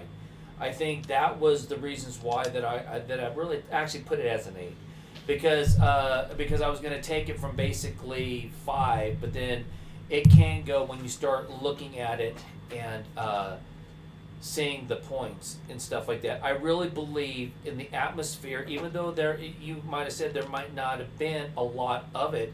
However, it was the dominant part of the movie, even though that there was bits and parts of it that go through there, but it was the dominant part of the movie. And I believe that that's what really killed Attack of Clones and not bringing up to the status of 4, 5, and 6 was because they went too strongly on that. I agree with Phoenix Fire on this, that if they would have been more subtle with this, that this movie would have just exploded. I mean, seriously exploded. So my thing is that part right there, even though that they were sporadic and it was all the way through, but took too much away from the actual movie. That's just my 2 cents. All right. What about you, Phoenix? I'd give it a 7. 7? But, like I say, the rom-com crap, we've already covered all that.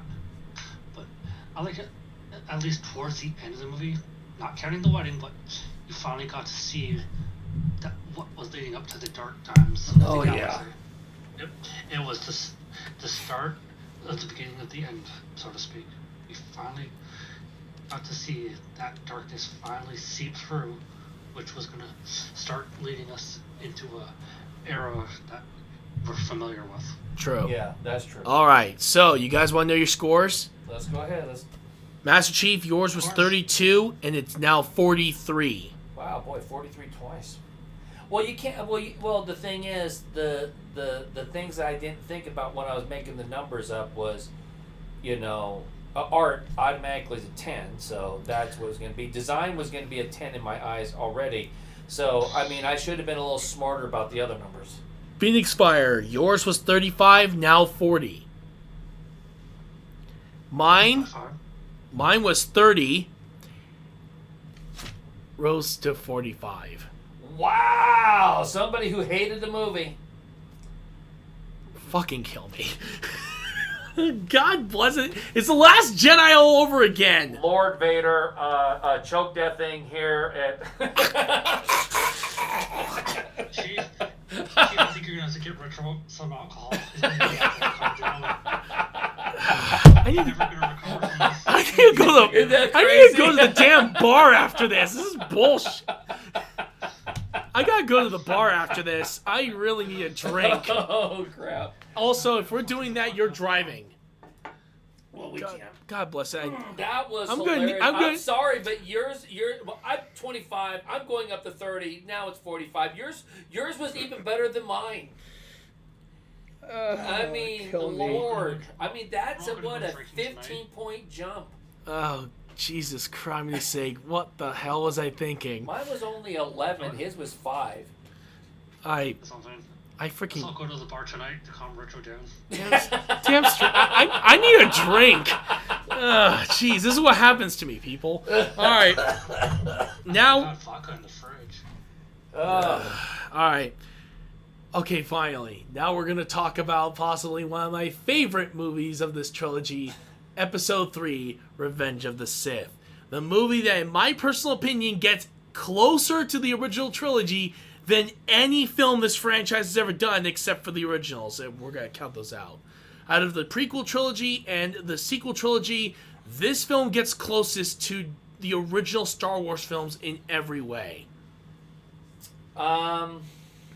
So what do you guys think? What is your score? You kind of started it. Oh out, so no! what's your- Oh what's no! your This score? is straight up 45 for me. Okay, straight up. I know this. 45. Okay. So go ahead, Phoenix. What's your score? I'll say I've got 45 as well. 45.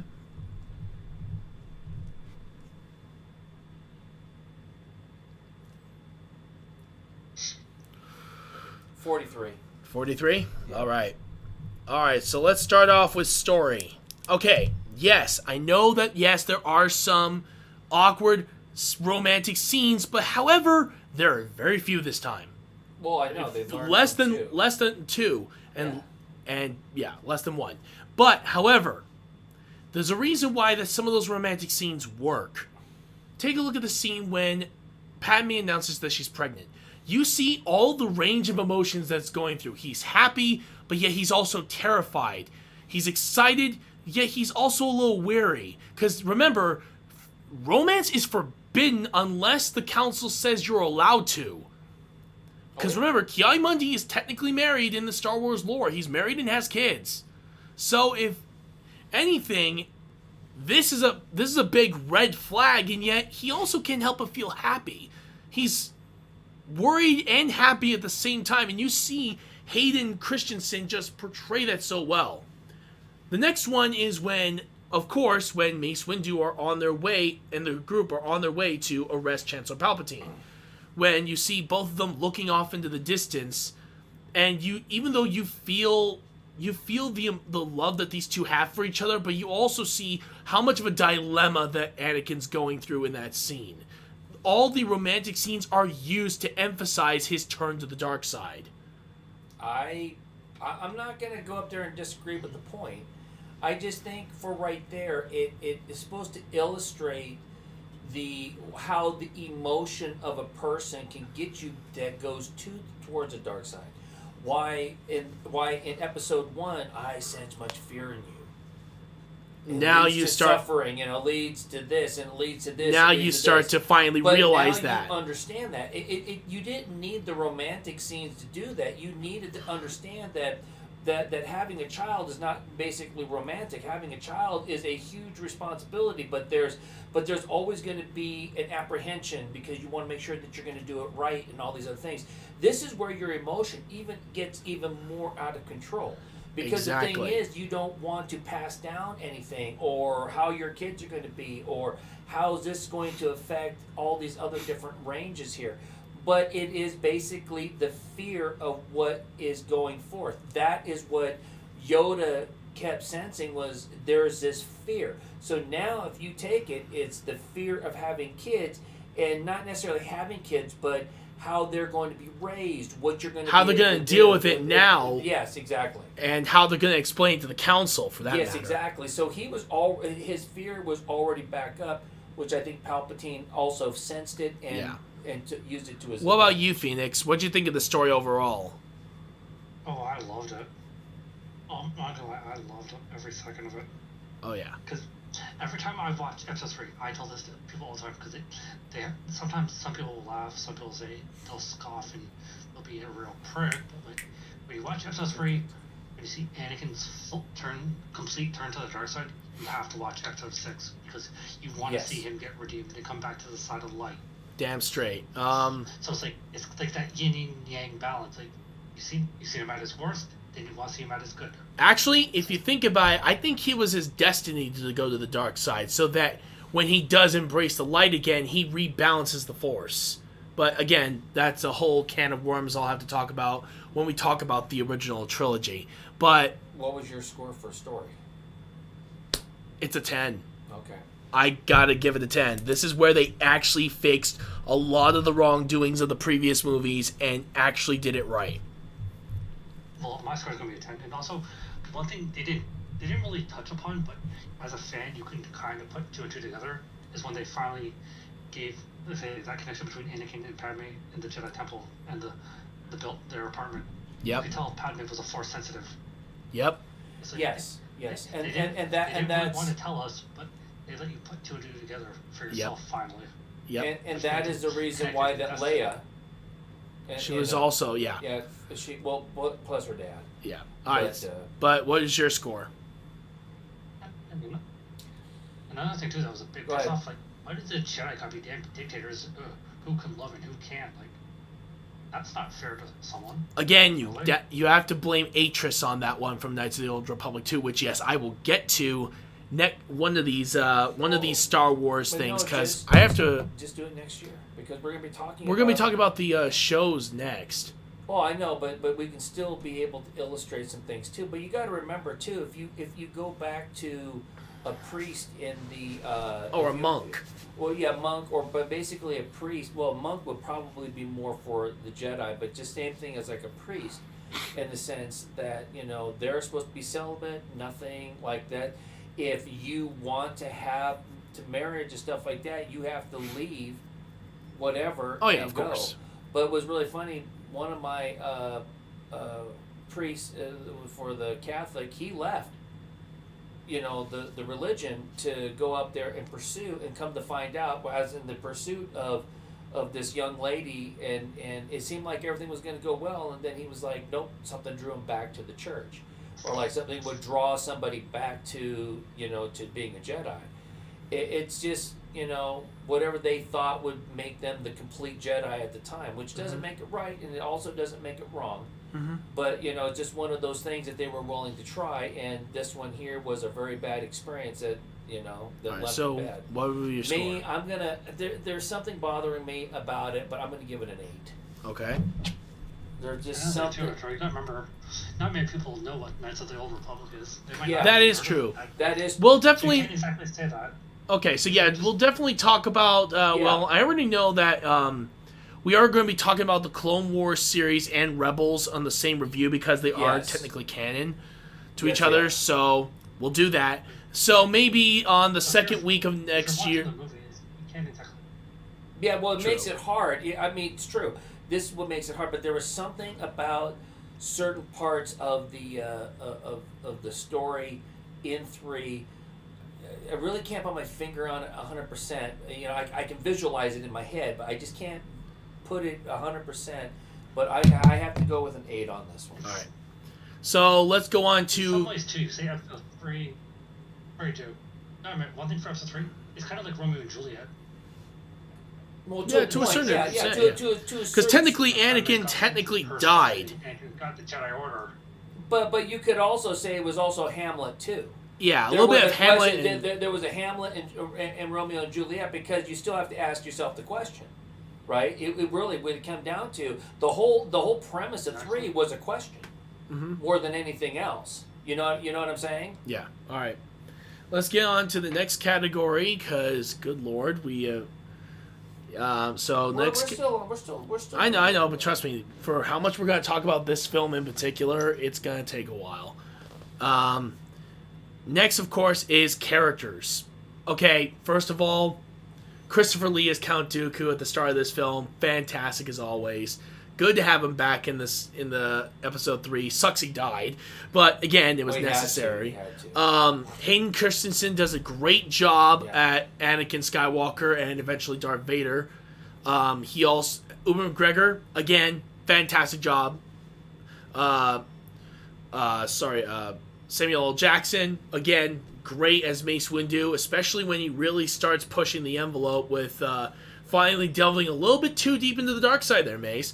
Again, Ian McDiarmid, you can't go wrong with the dude. The dude is a fantastic actor. Great to see him back and finally look like Palpatine, finally. So it's awesome to see him finally return and actually reveal himself as Darth Sidious again. Yoda, amazing, of course. Same goes with Natalie Portman as Padme. Yeah. She does a really good job on this one. She's definitely more the emotional center of this one as well. Really good. R2, still as amazing as ever. Same with C-3PO. Jar Jar is given less time on this one just because he only has one scene, but in this particular case, you do see the anguish that he feels for his decision. Well, so it's pretty awesome that they showed that, in a way, like any lesson goes, there are consequences to your actions. And sometimes less is more. Exactly. I mean, with Jar Jar there, they see him at his pretty much his lowest point. Yeah. And you can't do anything more than that. That's why you let it go. Also, I like how Yes, the guilt was really good. Also, I like Morrison returning, but this time as a clone trooper. This time, Commander Cody. So that's awesome to see him in that role. But yeah, and all the characters, and yeah, I know a lot of you guys. And actually, yeah, I am gonna give my score. Go ahead. But I actually do have to do one thing about the story, which is the reason why I gave it a 10. And the reason why I give it a 10 is because I did watch the Clone Wars later, and now that I've learned all that, I am going to give my score a 10 on this one for characters. But it's about possibly what now many people like to call the most emotional scene of the entire film. And it's not because of Padme's death. And sure, yes, the lightsaber duel between Anakin and Obi-Wan, yes, that is a huge emotional one. But it's not the best. It's Order 66. Mainly because, Order 66 has now become one of the most emotional scenes of the film. And strange enough, it's not because of its original or how it first entered in Episode 3. It's the stuff that came after. Like Ahsoka reacting to Order 66. And in The Bad Batch, where we see Kanan Jarrus, or using his original name, Caleb, actually watches his master get gunned down. And of course, yes, the movie also has, and after growing up with these characters in Star Wars The Clone Wars, now rewatching the scene, watching them die all one by one, including all the Jedi in the temple, you feel absolutely horrible for these people. Do you truly believe they don't deserve this punishment? Okay, I'm going opposite with this. Okay, characters this time I'm going to give it an 8. Really? Yeah.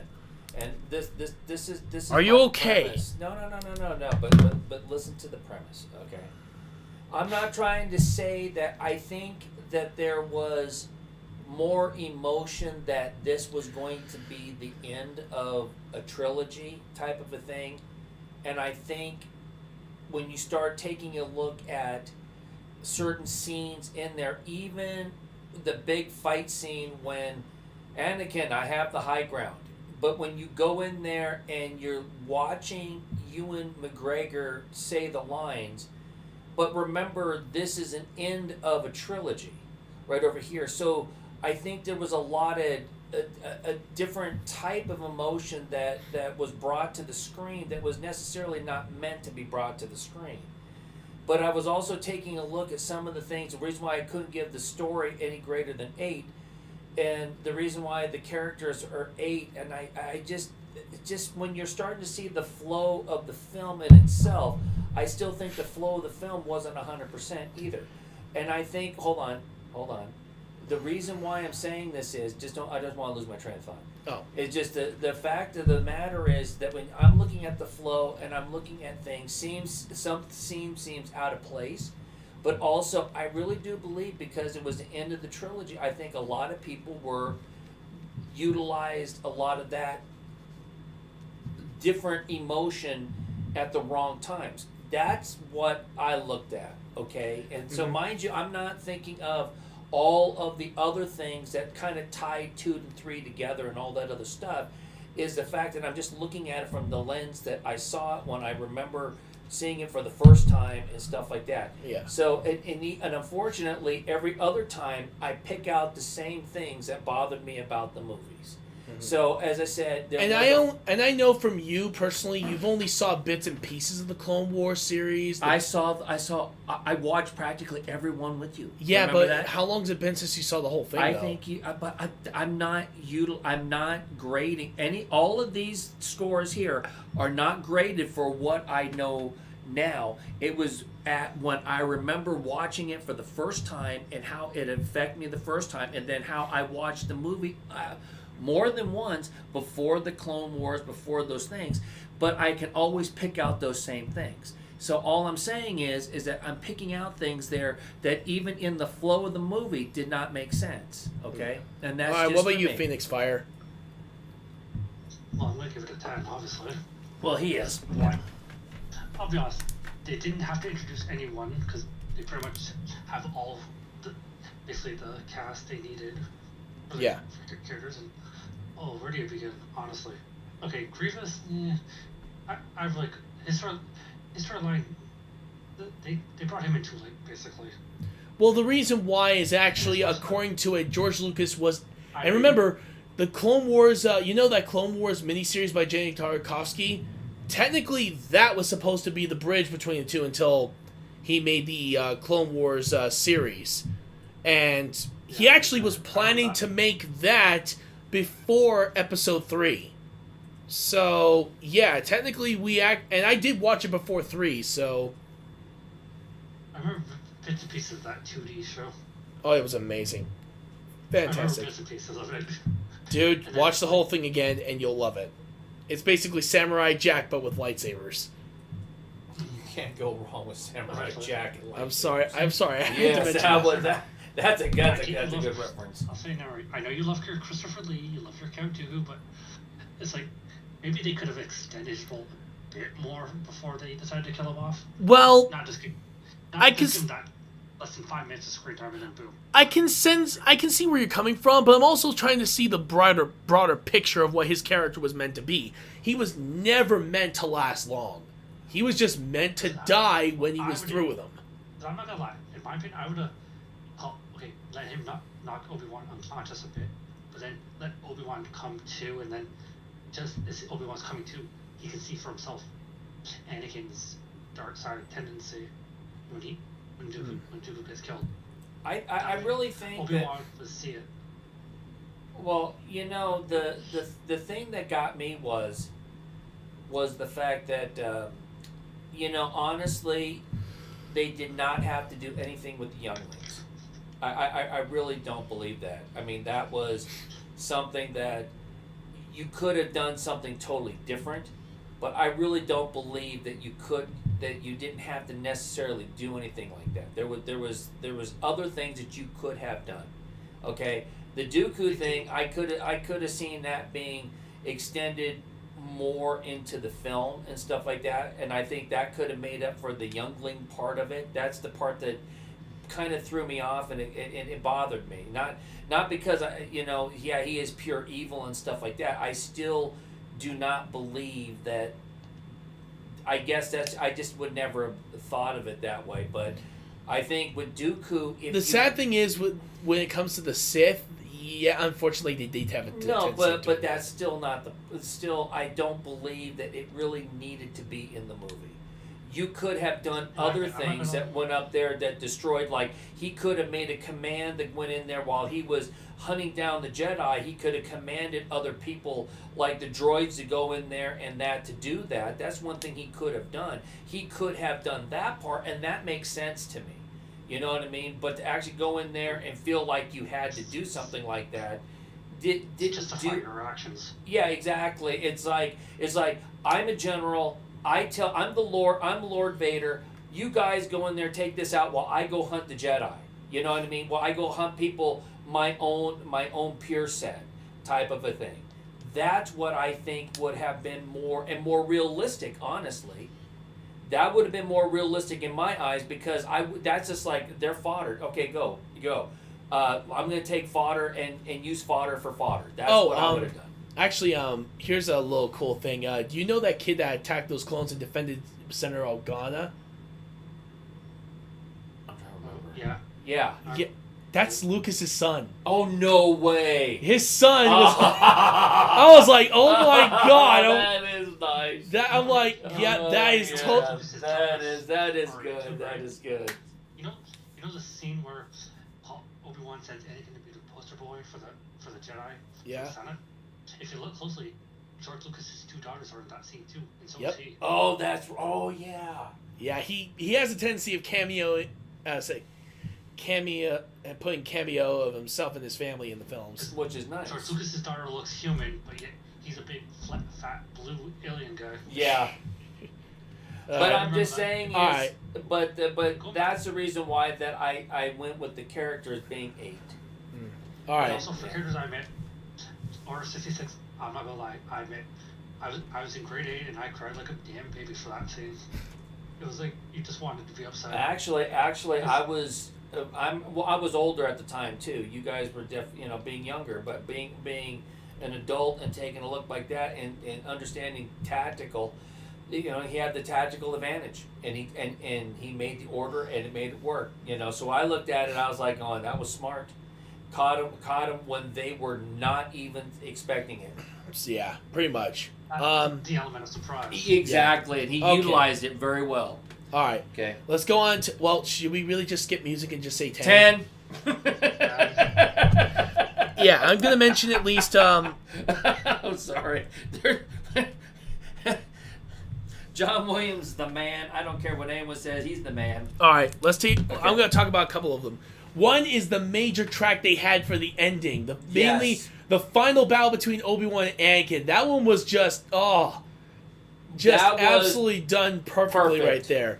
And honestly, Order 66. Oh yes, my! That was a intense, depressing track, but it was intense because the minute you hear the. And that right there set the scene. Yeah, you just going up there. It's and then here it is, Order 66. Yeah, and then of course, as soon as you saw Obi-Wan get shot, and then you hear the very depressing sound of the music, just literally filling you with dread. You're like, what's happening. Oh yes. The Jedi are about to be massacred. And also, Padme and Anakin's Force connection was sad. Oh yes, yes. That was another good one too. It really hit you with the dread on that one too. Like I said, John Williams did it perfect, and the music in Episode 3 especially, felt like the original films again. Yes, it did. Oh, it did. It really did. It actually. It was a good one too. It was the one. If you take a look at what John Williams did in the first, like 4, 5, and 6, and of course 1 and 2. That music is its own another great thing about characters. Music is its own character.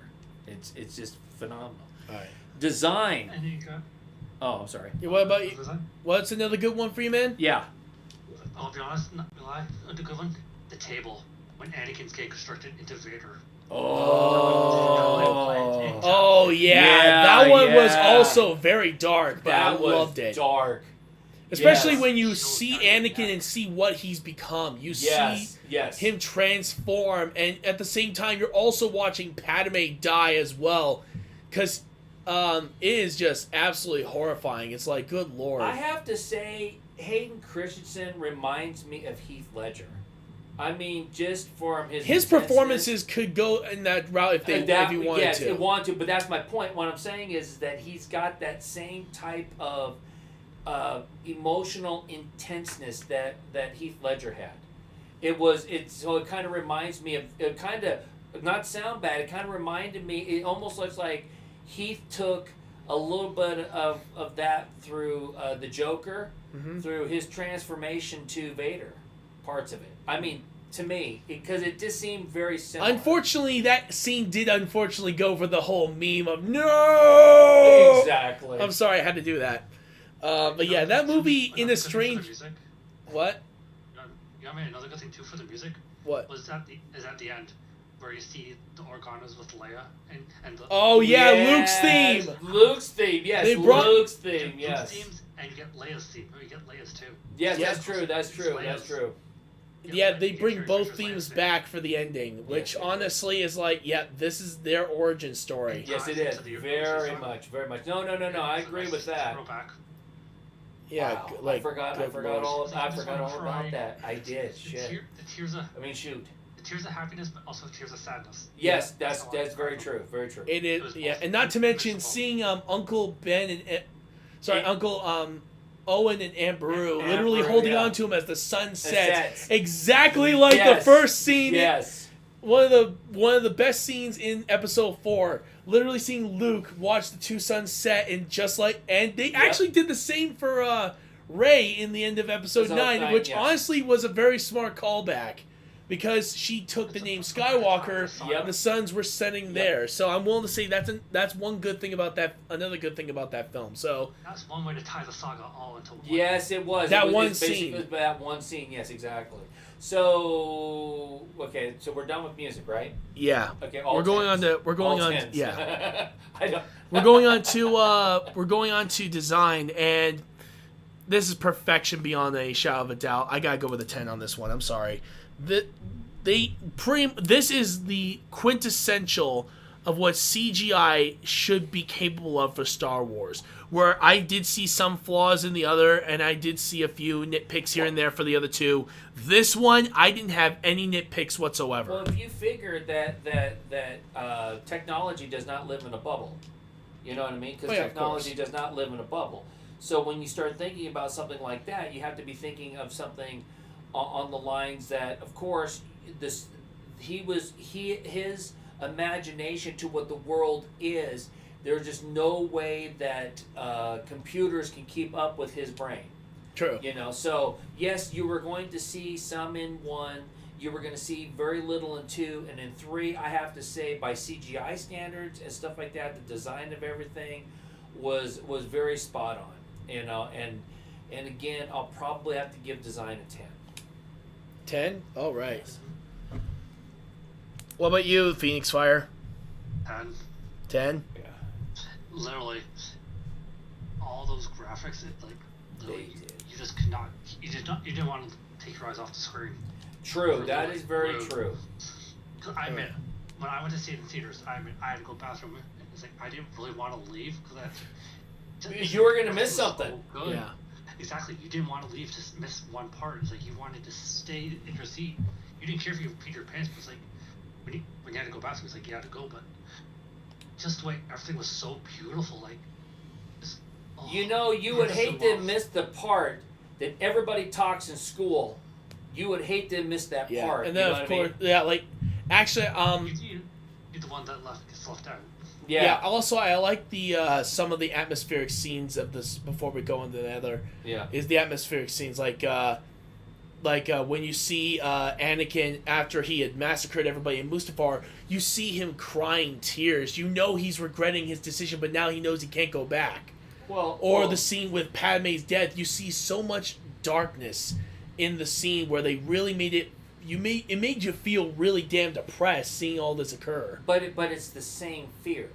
It was the same fear in both. He feared losing his mom, but he lost his mom, and that was clearly illustrated in episode 1. Mm-hmm. I sense much fear in you, and it was Exactly. because of his mom wasn't there. But then again, here's Padme, and here's his kids. Everything here, it was always something that was forward that he could not, but he was going to write it, you know, with his fear and his anger and and his suffering. I guess you would say his suffering.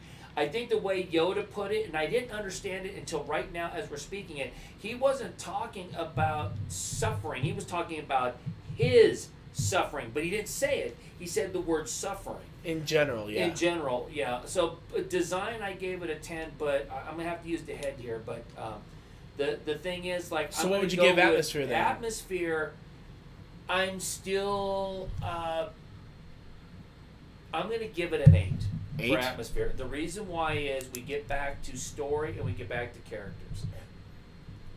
I still think at those particular points that what you have is that there was a lot of emotion because the trilogy was ending. And I think a lot of times when you're trying to keep that emotion in check as you're going into very highly emotional, highly intense scenes and stuff like that, after a while the body breaks down and stuff like that. And I'm only segueing this one time was just because everybody watched the final episode of The Big Bang Theory, right? Take a look at the guy who played Leonard. I mean, when he's doing all this stuff, he's trying so hard not to cry. He's trying so hard not to, but the scene is still going on, and it's a wonderful scene, and he is it just doesn't seem like Leonard. It was a guy that was trying to survive the scene. That's what that reminded me of. And that's what I believe what took away from the story and also what took away from the characters itself. That there was a lot of emotion to it. They did something very, very awesome is bringing the beginning story to life and trying to make it as real and as close to the first three, so for 4, 5, and 6, so you understood the differences there. Yeah. And that takes a lot of emotional and a lot of toll out of an actor and actresses there. Oh, and you have some of the best in the world. But I believe that's the only reason why that I am really critical of it, and that's the reason why that I'm giving it an 8. All right, you want to know what your score is? It started with 43, ended at 44. Well, okay. All right, Phoenix Fire, what about you for Atmosphere? Let me go use the head real quick. I'd say about a 9. A 9? And why is that? Because literally, you name it. How do you begin? Like, there are so many moments. Like, you've seen the actors. It's like they put all their anguish, all their insecurities, all their sadness and whatnot. They put it all into one. Mm-hmm. They wrapped it all up in one, and you could tell it was. Even as an actor, you could tell it was emotionally taking its toll on them. But it went with the story. True. It got blended in perfectly with what they had to go through. Yeah. When you see certain movies for actors or actresses, they can do certain things and all that, and it's like you see what kind of mental toll takes on them, and then when they do a certain scene, you can see what they had to go through in order to prepare for that. True. And it's not very often you actually get to see that kind of anguish. True. It's like you just got captivated. Yeah, I agree with that. Overall, if I'm gonna say anything, I gotta give it a 10 for myself. I personally loved it. Loved the atmosphere. They actually did a really good job on this one. It made you feel like that this was the beginning of Darth Vader's story, as well as the end of Anakin Skywalker's arc. So mine went from 45 to 50. Yours went to 45 to 49. Wow. All right, so we do Retro Evolution here, guys, where we talk about what we would change if we were given the director's chair. I can't do 3 now because I gave it a perfect 50, so I can't necessarily say anything more on that. So what would you say for... what would you change about the trilogy and why? Well, I guess I'll go first then. Since Chief's not here yet. I'd probably give Jar Jar probably a proper story. Proper story? Give him more character depth. But that way he's not a character people will complain or hate about. Actually make people understand why he is the way he is. So that way when his character does have his fall in episode 3, it's not as depressing as it was. Okay. It would have made more sense to give him a bit of a character arc like they did characters from the OG saga and all that. Yeah, I can see where you're going from there, yeah. Because look at R2 and 3PO. They weren't really that for much of a story arc and all that, but they had their own little arc, though, regardless. Why couldn't they done the same for Jar Jar? That's true, yeah. Honestly, I am kind of shocked because it would have been interesting to see how he got to be the outcast of his people and all that. What about episode 2? Episode 2. Maybe not emphasize so much of Padme's assassination attempts. Like, there was one too many. I felt like, okay, I get you're trying to kill off someone that's close to a character that's going to be completely evil, but like, really, do you guys really keep pushing us to see her getting attempted to get killed? Yeah. It's like you never did that with Leia. I was like, so why should you do that to her mother? True. And what about episode 3? Episode 3, I probably would have somewhat prolonged maybe Order 66. You wanted to prolong Order 66? Yes, because it's like, yes, we're getting to see the Jedi gang exterminated, but it could have showed us a little bit to the basically the public or the other whatever alien planet they're on. Let them see the surprise. Like, wait, these guys are supposed to be defending us. Why all of a sudden are they turning? Yeah. So it was like could have got another point in the words of Obi-Wan, get a different point of view. That's very true. And I think during Order 66, when the Jedi are getting exterminated, it wasn't towards the end when we see. Pretty much we were getting to see it was through the eyes of Yoda. He was the one that was feeling the anguish and emotional pain from it. So it's like, why did we just get Yoda's point of view on how he felt? Why not someone else's? Yeah, that is kind of weird that they don't do that. What about episode 3? As I just touched on episode 3. Oh. When I said about extending the Order 66. Okay. Let me see. If I were to change anything... Could have got... Yeah? No, it's the same. How you're saying you can see different point of views on how Order 66 were affecting people. That's true. And technically they did that with Star Wars Rebels. No, actually, no, not Star Wars Rebels. Fallen Order, the game. Yeah, Fallen Order, the game. They did that with Star Wars Jedi Fallen Order. They did it with Star Wars Clone Wars Season 7. I believe... No, I'm sorry. No, it was Bad Batch. Yeah, the Bad Batch, actually, that series is the one that really delved deep into the implications of Order 66 as well.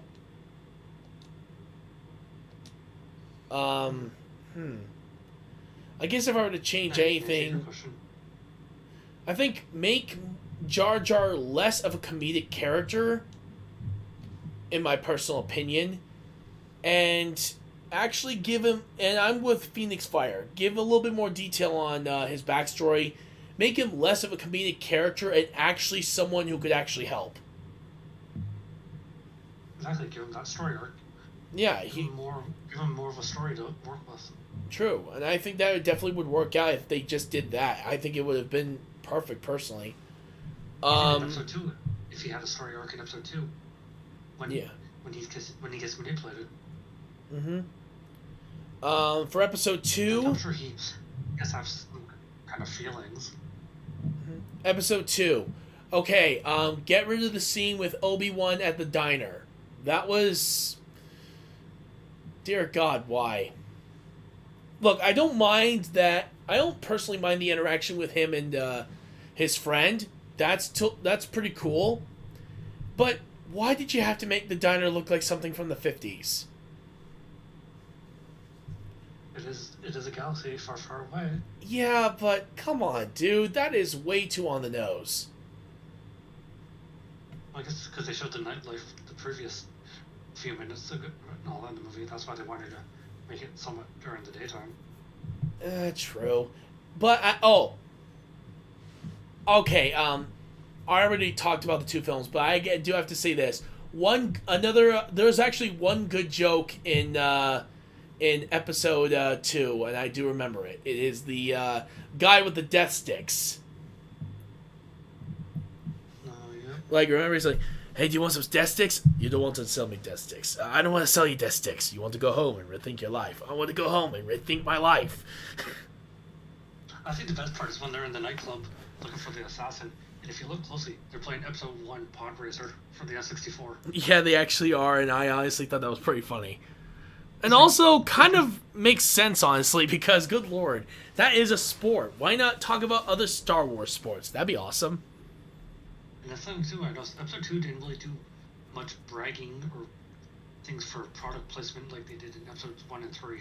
That's true. Episode 2, they let it calm down. Actually, no, they didn't. They actually calmed it down surprisingly with 3. Well, look, here again, episode 3 was pandemonium. Yeah, but it was justified considering that there were a lot of games that were coming out at the time that really, really helped out with episode 3 overall, like Star Wars Battlefront 2, one of the best Star Wars games of all time, had gotten released around that same year, so it made sense. So that was a huge one. I remember one, was it, because I was close to summer. Yeah, it was the same. It was the same year as episode 3. A year before, there was Republic Commando, which was already. Yeah. I remember episode 3 when that came out. Everyone had to get the Chewbacca Super Soaker. It was like, I do remember that. Yeah. I wanted to get it, but it's like, I'm not paying no $40 for a damn water gun just because it'll say Chewbacca's bowcaster. Hell no. Now, if you made the bowcaster be able to shoot water balloons, oh, I'm in. But yeah. Right, that would have been more fun. Oh hell yeah, it would. But yeah, definitely on that one. Okay, so we have a few questions from some people. Wherever you are. All right, so here we go. First of all, what would be what in your personal opinion was your favorite Star Wars video game that came out around the same time as the original sorry, not the original trilogy, the prequel trilogy? Battlefront 2, all the way. And I do love Republic Commando. I still love that game as well. But if you want me to say my all-time favorite during the trilogy, it was Star Wars Battlefront 2. Easy, hands down. Well, when it comes to me, I remember when Battlefront 2 came out. Well, we had a store. It was similar to Best Buy, but it's like they had this big screen TV and all that. I remember me and a few friends every day after school, we would go to this store, we'd be playing the crap out of it, and the player's like, aren't you going to buy anything? Like, no, we just want to play Battlefront 2. We're just trying to promote your business for selling a big screen TV. Got the games on, you know? Yeah. And it got to the point where we were one level away from completing it, and they're like, yeah, you guys can't come back no more unless you're buying something. And we never got to finish it. Damn. It was so much fun going every day after school.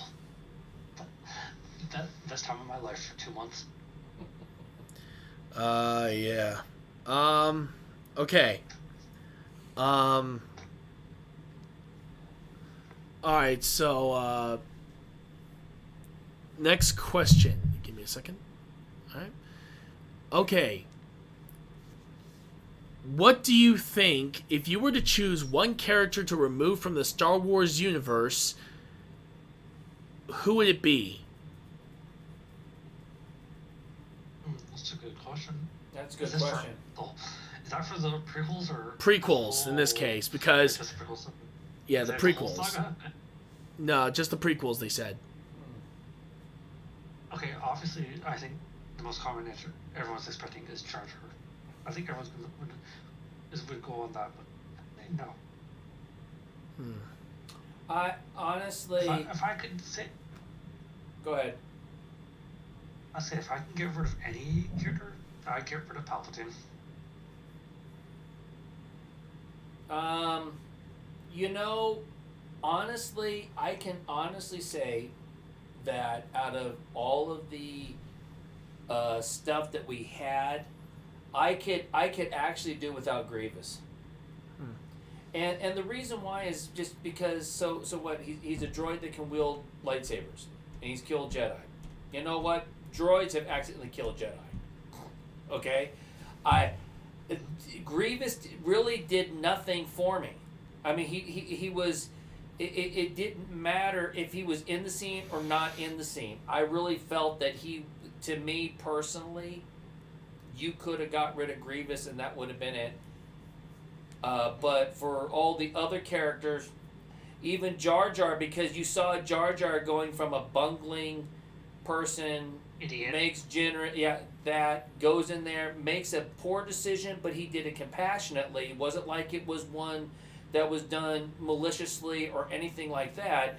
And then you watch the rise and the fall, the guilt, the absolute guilt that he felt. So really, they did Jar Jar right. So really, in the whole scheme of things, Grievous would be the only person that I can see you could have done without Grievous, and it still would have been a great movie. I'm with you on that one. Yeah, Grievous. Though he is amazing in the Clone Wars series. I'm not trying to say that he's not. But really, I'm not. But I'm just saying is that you could have done without him at any point.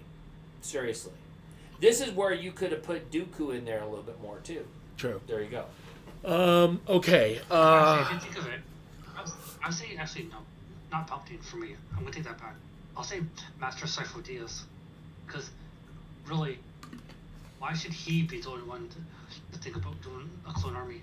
What if some other Jedi thought of that idea? Technically, there was. And actually, they do reference that there's actually an episode dedicated to the secrets of how started the whole clone army. It wasn't just him. It was Lord Tyrannus. It was Lord Tyrannus, a.k.a. Count Dooku. But my point is... He's the one that convinced Sifo Dyas to start the Grand Army of the Republic away from the Jedi Council's eyes. And so you have to understand, too, is that right there had to be its own... If you wanted to take that and turn it into its own segue, its own movie or own... Honestly, that could whatever, work. you can do that. And I think they left that open as a point of... this is, and also illustrates how far the Jedi Council has fallen. Pretty much. Right over there, because this happened right under their nose. I mean, directly under their nose. Yeah. All right. So we have one last question. Ooh, okay, this is a good one. If you guys were to have your own lightsaber, what color would yours be? Oh, good. Well, I've already had a Star Wars RPG character that did have a white and black lightsaber, but if I'm gonna go with, if I'm just gonna go with like a regular color that anybody can get, I would say purple for me. Okay.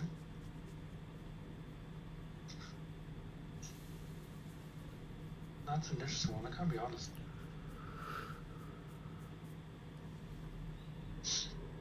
I have a... For me, I'd have to say orange. Ooh. Orange. And for me, well, I always thought, I wonder what Dooku's, I believe his was a... Hold on, I don't remember. because if you take a look, you had Yoda was green, and Qui-Gon was green. So wouldn't that assume that Dooku's would be green? I'll look it up. Give me a second. Before he turned to the dark side, of course, which will be red. But my point is that I'm just looking at it from a standpoint of what would the color of his be, and it was just I just thought about it. But if I was going to go up there and pick a color, I would probably go... Green has been what I've been thinking, but I'm thinking about white.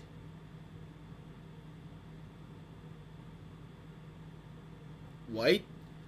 Yeah, because I look at green and I really like green. I like what it stands for, the symbolism and stuff like that goes with it. But white, it's its purest form of the crystal. and that's the reason why that I'm going to go with white. All right. Well, the reason why I go with orange is because if orange lightsaber. He had a natural red lightsaber crystal. Natural red, as in it was a natural Kuiper crystal. Yes. Not bled. No, not bled. But so, red, yes. wow, that is very rare. That is more rare than most other lightsaber crystals out there. A natural red one is extremely rare to find. So, well, damn, I have to give some respect to that guy. So he already knew that he was going All to right. be. Oh no. It basically symbolized emotion. Yes, He allowed his emotions to still be a Jedi. And that is the reason why the Qui-Gon was. You said yours was what? White. I was going to go with green. I mean, really, seriously, I was going to go with green, and I had every intentions to. But then I just went up there. I think white, it's its purest form from what I remember. Mm-hmm. All right. Okay, according to this, one last question, and it's actually, what are the meanings for each of the colors? Okay. I'm going to look that up for you guys. Blue... Orange is wisdom. It says right here, yes. Blue can symbolize calm, trust, stability, and loyalty. Yep. All traits important to a Jedi. Yep. Then we got green, which represents nature, growth, and safety. Yep. Let's see. Red symbolizes, no, that's not where it is. Here it is. Represents passion, blood, danger, power, and anger. Yep. So it also represents passion, which is a positive outlook on the Jedi too. Yes. So yeah, I could see Count Dooku having a natural red crystal. Yeah. Indigo is an actual color. Yep. Indigo represents wisdom, spirituality, and intuition. That would make sense. So orange does not symbolize wisdom, as most people thought. No, it probably does. It says right here, yellow represents energy, Knowledge, warmth, wisdom. sunshine, and optimism. Yep, that would make sense to yellow. Yep. Oh my god. What? Asajj Ventress uses yellow. Wow. Good for her. White. Here it is. Let's see. White Kuiper crystals represent purity, beginnings, neutrality, and positivity. Okay. Ahsoka uses those. Yep. Black, on the other hand, says right here, stands for darkness, mystery, power, aggression, and absence. Only one person wields that. Yeah, and strange enough, he was a kind-hearted Mandalorian Jedi. Yeah, it was a Mandalorian. Yes, it was. A Mandalorian Jedi. And the only way you can get it is that you have to defeat its master. Defeat anyone who just happens to be the leader of the Mandalorians. What does it remind me of? It reminds me of that one black ninja. You remember when they were doing the death battle between Samurai Jack and this one other? Oh, Ninja? No, the black ninja. You remember? You have this and you have it second. Shinobi? And only the second can be able to go. Oh no, that's Samurai, but yeah, he's Samurai. But you're talking about Afro Samurai. That's what I meant. Afro Samurai. Here's one. Cyan. Cyan lightsabers. Where's the description for this one? Symbolizes joy, okay, energy, concentration, and serenity. Okay. Magenta. Basically, this color right here. I know. Symbolizes harmony, charm, femininity, and compassion. Yes. That I can actually see in most Jedi too. I'm surprised it's not a more common color. Yeah. Orange. Here we go. Orange is energy, fire, sunshine. Oh. What? Knowledge. Foresight. Oh, there you go. And then, of course, we have purple. Yeah. Purple represents one thing. Balance. Yep. All right, so I answered those questions for you. I want to thank all of you for joining me here for RetroActive's Corner. I'm so glad to be back doing this again. Oh, yes. This is. How long have I been harping on you to do this? Yes. for quite a while, I know, but unfortunate. things have been absolutely It's crazy. not for Retro to do it. Yeah, it's been absolutely insane, folks, but now that we're finally able to do it again, it's been really nice doing it. So, yeah, we're finally back with RetroActive's Corner. Yes. If you guys like what we do, please follow us on Twitch, Facebook, Twitter, Instagram, TikTok, and subscribe to us on YouTube. Don't forget to click that notification button if you want to get notified about our latest streams and videos.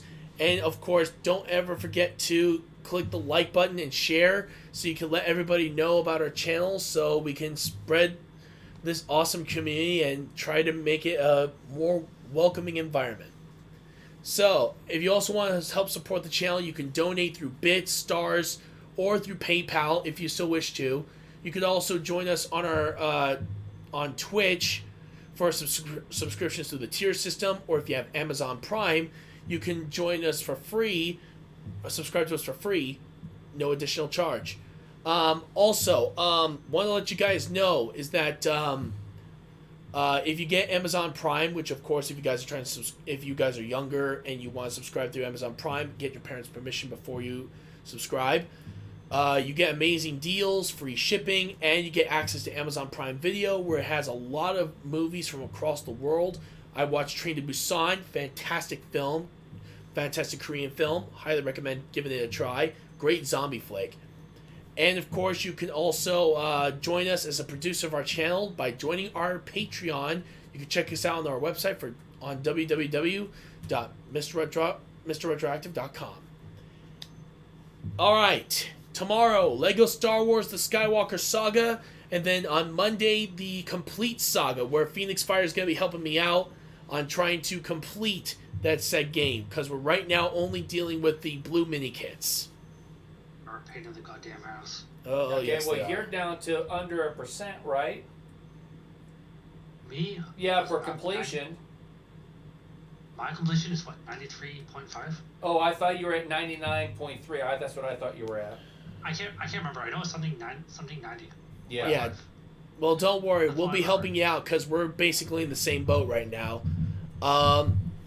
We've already gotten all 160 golden bricks. We got a lot of that Yes. stuff, so we're good to go on that. All we need to do is just get the blue mini kits out of the way, and we're officially done. All we have to do afterwards is get the achievements, which pretty much we could easily do most of them pretty quickly, all things considered. And then finally, of course, yeah,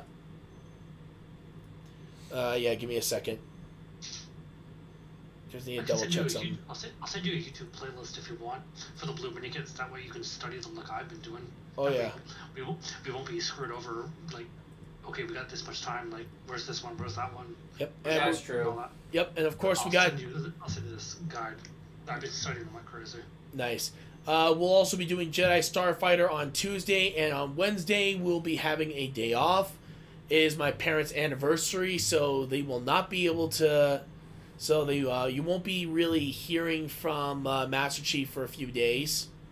But don't worry, he'll be coming back soon, of course. But all of you guys can give him a shout out for their 30th anniversary. It's an achievement in of itself. I wish I could be married for that long and longer. That'd be awesome. Yeah. Until then, my friends, I hope you all have an amazing day. I will see you all next time, and we're going to let this cutscene sign us out. Have a great day, everyone.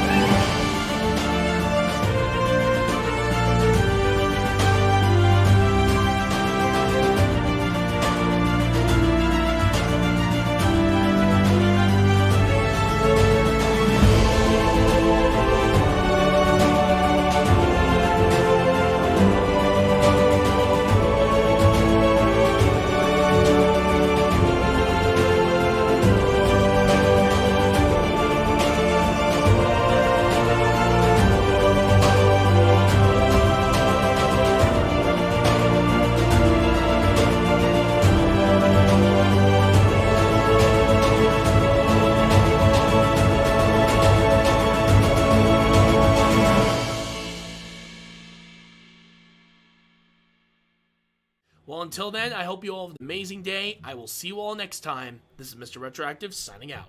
Have a great day, everybody.